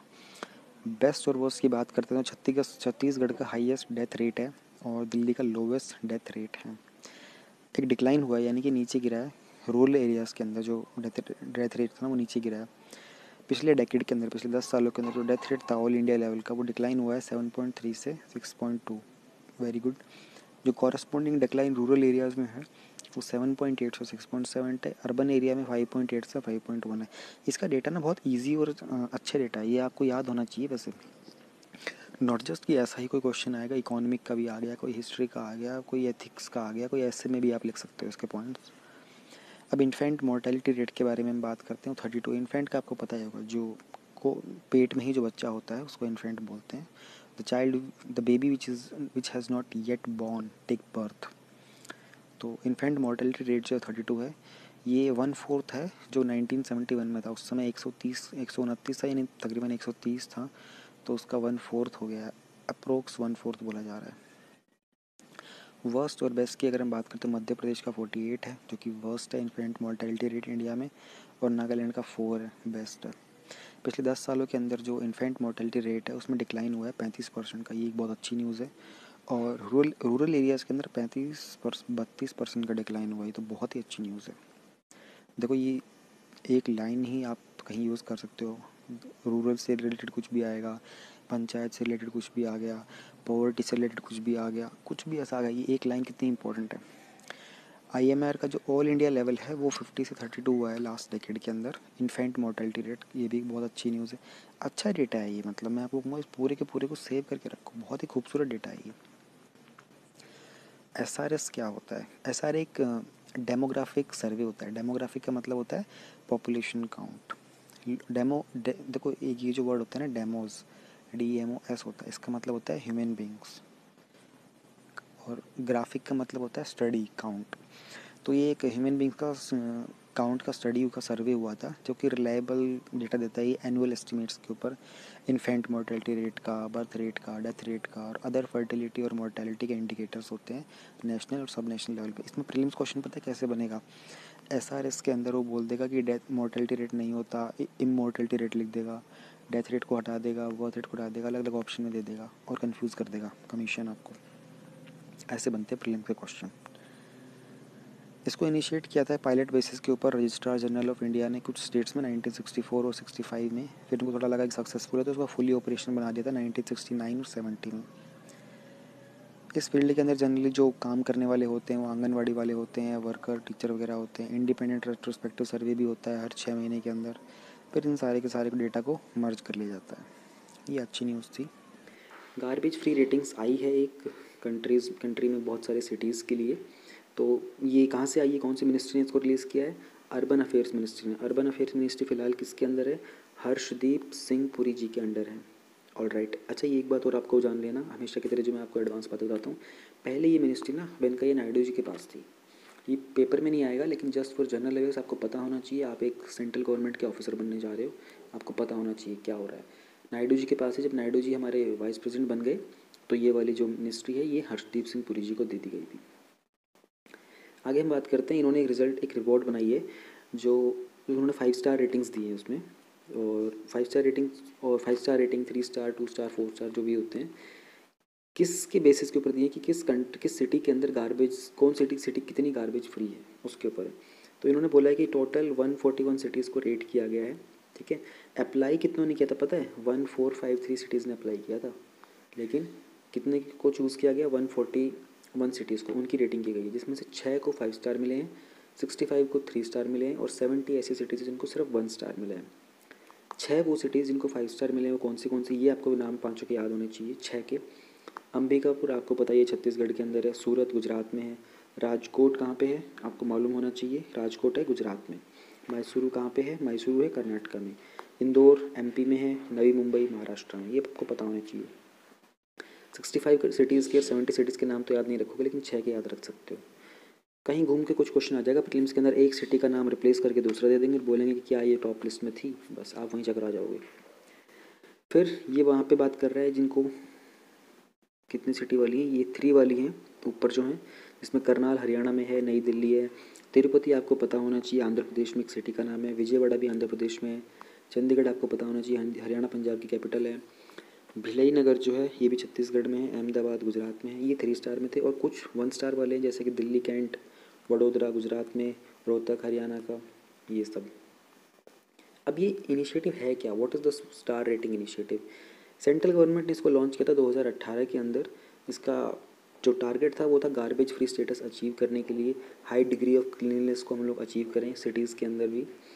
ये जो प्रोटोकॉल होता है इसमें बेसिकली हम क्या इंक्लूड करते हैं कि नालियों की सफाई कितनी हुई है, वाटर बॉडीज़, लेक्स वगैरह हैं, और मान लो कैनाल वगैरह हैं, वहाँ पे कितनी सफाई है, प्लास्टिक वेस्ट का मैनेजमेंट हो रहा है कि नहीं हो रहा है, कंस्ट्रक्शन वगैरह का डिमोलिशन हो रहा है, उस वेस्ट को आप कैसे यूज़ कर रहे हो, कहाँ जा रहा है वो।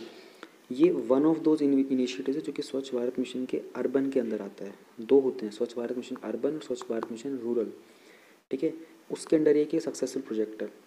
How cities are given rating, cities को रेटिंग कैसे दे रहते हैं, क्या प्रोसेस होता है? 3 स्टेप का प्रोसेस होता है। पहली बात तो उस सिटी के लोग जो भी एडमिनिस्ट्रेशन होता है वो खुद एनालाइज करते हैं, खुद वेरीफाई करते हैं पूरा असेसमेंट। फिर अगर खुद करेंगे तो हो सकता है कि भैया ये चांसेस है कि वो अपने आप को ज़्यादा रेटिंग दे दें अपनी सिटी का नाम करने के लिए। तो एक और चीज़ करती है, एक सिटीज़न ग्रुप्स का एक इन्वॉल्वमेंट किया जाता है जो कि ट्रांसपेरेंसी मेंटेन करने के लिए इनको वेरीफाई करता है। इसके बाद थर्ड वेरिफिकेशन जो होता है, थर्ड क्यों, पहले वेरिफिकेशन तो खुद करेंगे, सेकंड एक सिटीजन्स का एक ग्रुप करेगा, थर्ड कौन करेगा? एक कमेटी होगी जो ministry of housing and urban affairs से बन के आएगी, वो इसका थर्ड लेवल पे वेरिफिकेशन करेगी। अब इसकी सिग्निफिकेंस क्या है? देखो, इन स्टार रेटिंग्स के कारण क्या होता है ना, एक स्वच्छ सर्वेक्षण, स्वच्छ सर्वेक्षण मतलब होता है, सर्वेक्षण मतलब सर्वे, स्वच्छता के रिगार्डिंग जो सर्वे होता है ना, देखो स्वच्छ भारत मिशन आपको पता होना चाहिए 2014 से 2019 के लिए लॉन्च हुआ था। ठीक है। 2019 में क्या था? महात्मा गांधी जी की 150th एनिवर्सरी थी, बर्थ एनिवर्सरी। तो ये 5 साल का टारगेट था हमारा। ठीक है। तो ये इंश्योर करता है कि कुछ मिनिमम स्टैंडर्ड्स होनी चाहिए सैनिटेशन के। मिनिमम स्टैंडर्ड मतलब इतना तो होना ही चाहिए, देखो भैया, कि नालियाँ आपकी साफ़ हो, आपका जो वहाँ सिटी के अंदर लोकेलिटी में डस्टबिन्स वगैरह हो, ई वेस्ट आप कैसे मैनेज कर रहे हो, प्लास्टिक में वेस्ट का क्या किया जा रहा है। अगर मैं एक पर्सनल अपनी रिकमेंडेशन दूँ, यहाँ पे मेरा पर्सनल ओपिनियन है, इंडिया के अंदर हम लोग ये इलेक्ट्रिक वायरिंग जो होती है ना, इसको इंटरनल कर दें, यानी कि अंडरग्राउंड कर दें।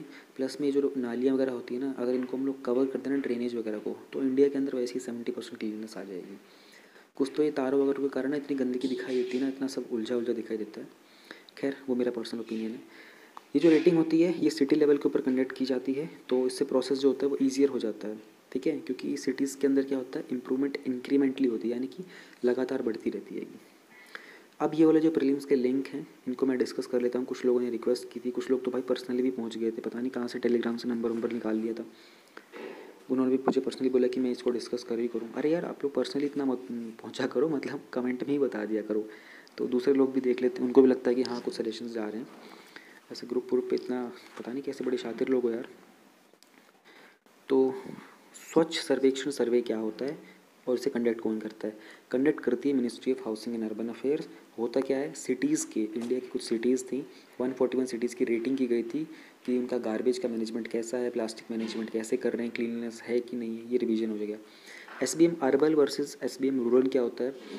SBM अर्बन होता है जो सिटीज़ में होता है, इसके अंदर जो मेजर इसका मोटिव होता है वो हमने ऊपर देख भी लिया है, ठीक है ना, किस तरीके से। एक बात और इसमें डिफरेंस मैं आपको बता देता हूँ कि अर्बन के अंदर एक इनका जो टारगेट है ना वो ये है कि 100% सॉलिड वेस्ट साइंटिफिक मेथड हो सॉलिड वेस्ट को मैनेज करने के, ये इनका एक टारगेट है अर्बन के अंदर।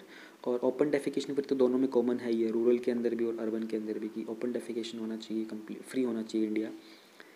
Cities with 5 star rating 6 cities हैं, 6 सिटीज़ के नाम हम लोगों ने अभी अभी लिए थे, देख लो कहाँ गया, है भी कि नहीं, अरे अरे अरे हाँ ये रहा, ये वो 6 सिटीज़ हैं, अंबिकापुर, सूरत, राजकोट, मैसूर, इंदौर और नई मुंबई, ठीक है। क्विक रिवीजन हो रहा है आपका, सुनो इसको। ऑब्जेक्टिव्स क्या हैं SBM रूरल के? SBM रूरल के ऑब्जेक्टिव यही होते हैं कि इंडिया को ओपन डेफिकेशन फ्री बनाना है, वहाँ पर टॉयलेट्स वगैरह की फैसिलिटी अवेलेबल होनी चाहिए रूरल में, ये एक मेन ऑब्जेक्टिव है। मेथडोलॉजी क्या यूज़ की रेटिंग करने की स्टार की? 3 स्टेप्स में की है, 3 लेवल का वेरिफिकेशन है। पहला सेल्फ के ऊपर है, फिर सिटीजन्स के ग्रुप हैं, फिर एक कमेटी जो MOHUA की वो करेगी। यहाँ पर हमारा पहला टॉपिक होता है ख़त्म। नेक्स्ट हमारा टॉपिक है hotter oceans spawn super cyclones. Super cyclones is the word hair, क्योंकि अभी आपको पता है कि एम्फान जो साइक्लोन आया हुआ है बे ऑफ बंगाल के अंदर, उसके कारण बहुत सारी तबाहियाँ हो रही है। इसके बारे में जानते हैं। Super cyclone Amphan that is barreling towards West Bengal. Barreling का मतलब होता है तेज़ रफ्तार से बढ़ना, तेज़ गति से बढ़ना, वेस्ट बंगाल की तरफ बढ़ रहा है। ये स्ट्रॉन्गेस्ट स्टॉर्म है जो कि बे ऑफ बंगाल में आया है। कब से लेके जो सुपर साइक्लोन आया था 1999 का, वो ओडिशा में आया था 1999 के अंदर। कहा जाता है कि उसके अंदर कुछ 10,000 से ज़्यादा लोगों की डेथ हो गई थी, और उसका स्पीड उसकी कहीं अराउंड 261 किलोमीटर पर आवर्स तक की थी। देखो, सुपर साइक्लोन कब डिक्लेयर किया जाता है, इनकी ना रेंज के हिसाब से इनको डिफरेंट नाम दिए जाते हैं। Low pressure, depression, high depression, great depression, फिर सबसे ऊपर सुपर साइक्लोन होता है। उसमें क्या होता है, उसकी जो स्पीड होती है ना वो आई थिंक कुछ 221 समथिंग करके उगती है। 221 किलोमीटर पर आवर की स्पीड से प्लस और अबव जितने भी होते हैं वो सारे के सारे सुपर साइक्लोन होते हैं। तो जो एम्फान है ना, ये सुपर साइक्लोन की तरह ही है। ऑल राइट, दैट रेवेज्ड पैराडीप इन ओडिशा। पैराडीप आपको पता होना चाहिए, ओडिशा के अंदर एक सी पोर्ट सिटी है, वहाँ पर वो आया था 1999 के अंदर। तो साइक्लोन एम्फान है, ये इंटेंसिफाई हुआ है कैटेगरी 1 से लेके कैटेगरी 5 तक। इंटेंसिटी की कैटेगरीज होती है, 18 घंटे के अंदर इंटेंसिटी जो इसकी इंक्रीज़ हो गई है। तो इतना क्विक जो इवोल्यूशन हुआ है बहुत अनयूजुअल सा है। इतना क्विक इवोल्यूशन इतनी जल्दी नहीं होता है, हुआ है तो उसके कुछ फैक्टर्स हैं, उनके बारे में हम लोग जान लेते हैं।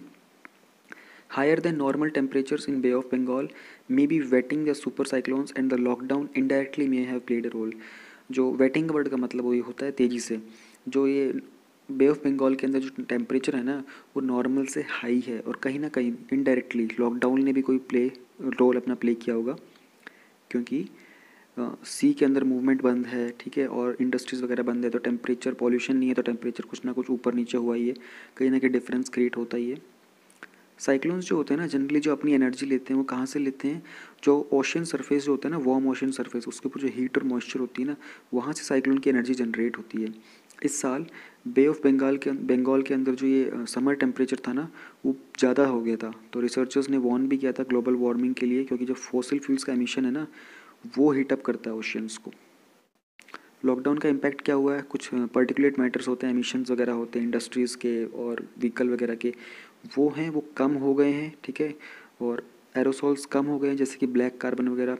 ब्लैक कार्बन का काम क्या होता है, ये रिफ्लेक्ट करता है सनलाइट को और हीट को सरफेस से दूर। तो ये भी कहीं ना कहीं एक फैक्टर कंसिडर किया जा सकता है। लेकिन ये तो होगा कि कैटेगरी 1 से कैटेगरी 5 तक कैसे हुआ है, लेकिन जनरली एक साइक्लोन के फैक्टर्स क्या होते हैं वो हम देख लेते हैं एक बार। लार्ज सी सरफेस होता है जिसका temperature higher than 27 degree Celsius हो जाता है। प्रेजेंस ऑफ कोरियोलिस फोर्स, ये एक इनर्शियल फोर्स होती है मूवमेंट के लिए। Enough to create a cyclonic vortex. Cyclonic vortex मतलब भवंडर होता है ना, जैसे उसको क्रिएट करने के लिए कोरियोलिस फोर्स का एग्जिस्ट करना उस जगह के ऊपर मोर देन इनफ होता है। कुछ स्मॉल वेरिएशन होती है वर्टिकल विंड स्पीड में, वर्टिकल मतलब ऊपर से नीचे। Pre existing low pressure area होता है वहाँ पर, उस टाइम पे लो प्रेशर क्रिएट हो जाता है और लो लेवल साइक्लोनिक सर्कुलेशन होनी स्टार्ट हो जाती है। Upper divergence above the sea level system. ये कुछ 5 फैक्टर्स है, ये आपको पता क्यों होने चाहिए, क्योंकि ये सुपर साइक्लोन है। ज्योग्राफी के अंदर मेंस में इसका क्वेश्चन आ सकता है, तो मेंस में आप ये 5 पॉइंट लिख सकते हो, तो ये आपको पता होने चाहिए। वैसे आपने ज्योग्राफी प्रिपेयर किया तो आपको ये एनीवे मालूम ही होंगे। अरेबियन सी के अंदर कंपैरेटिवली साइक्लोन्स और स्टॉर्म्स वगैरह जो होते हैं बे ऑफ बंगाल से कम आते हैं। क्यों? Temperature is the reason, salinity is the reason, location और मूवमेंट, 4 फैक्टर्स हैं। देखो बन गया ना मीन्स का क्वेश्चन। हाउ कैन यू कि इवेल्युएट करो, डिस्कस करो that Arabian sea is comparatively less prone to cyclonic storms than bay of Bengal. बस अब उसमें आपको नीचे सारे एक्सप्लेनेशन देने, एग्जाम्पल देने होंगे दुनिया भर के। ये मीन्स का क्वेश्चन ऐसे बन जाता है। तो बे ऑफ बंगाल जो है वो हॉटर है, यानी कि वहाँ पे टेम्परेचर ज़्यादा है अरेबियन सी से। हॉट वाटर टेम्परेचर जो होता है एक बेसिक क्राइटेरिया होता है डेवलपमेंट और इंटेंसिफिकेशन ऑफ साइक्लोन्स के लिए। सेलिनिटी, अरेबियन सी की जो सेलिनिटी है वो बे ऑफ बंगाल से ज़्यादा है, तो it is easier to heat and simultaneously evaporate water having low salinity. Bay of Bengal की जब सेलिनिटी हाई होगी, वो टेम्परेचर हाई होगा, सेलिनिटी लो होगी, तो वाटर भी ईजिली इवेपोरेट करेगा ना वहाँ से। लोकेशन, टाइफून्स जो होते हैं वो ओरिजिनेट करते हैं पैसिफिक ओशन के अंदर और इन्फ्लुएंस करते हैं साइक्लोन्स को, जो कि बे ऑफ बंगाल में होते हैं। लेकिन अरेबियन सी के केस में ऐसा नहीं होता है। स्पेशली अरेबियन सी के केस के अंदर आईएमडी ने ये बोला था कि जो ओरिजिनेट करते हैं इसमें अरेबियन सी के अंदर, उनकी मूवमेंट नॉर्थ वेस्ट की तरफ हो जाती है, यानी कि कहीं ना कहीं उधर ईरान, इराक, सीरिया उस तरफ को मूव करने लगते हैं। हालांकि वहाँ तक शायद पहुँचते नहीं होंगे, सी ये कोस्ट के पास ही पहुँचते हैं, लेकिन वहाँ इतना इंटेंसिफाइड नहीं आते कभी भी अरेबियन सी के अंदर।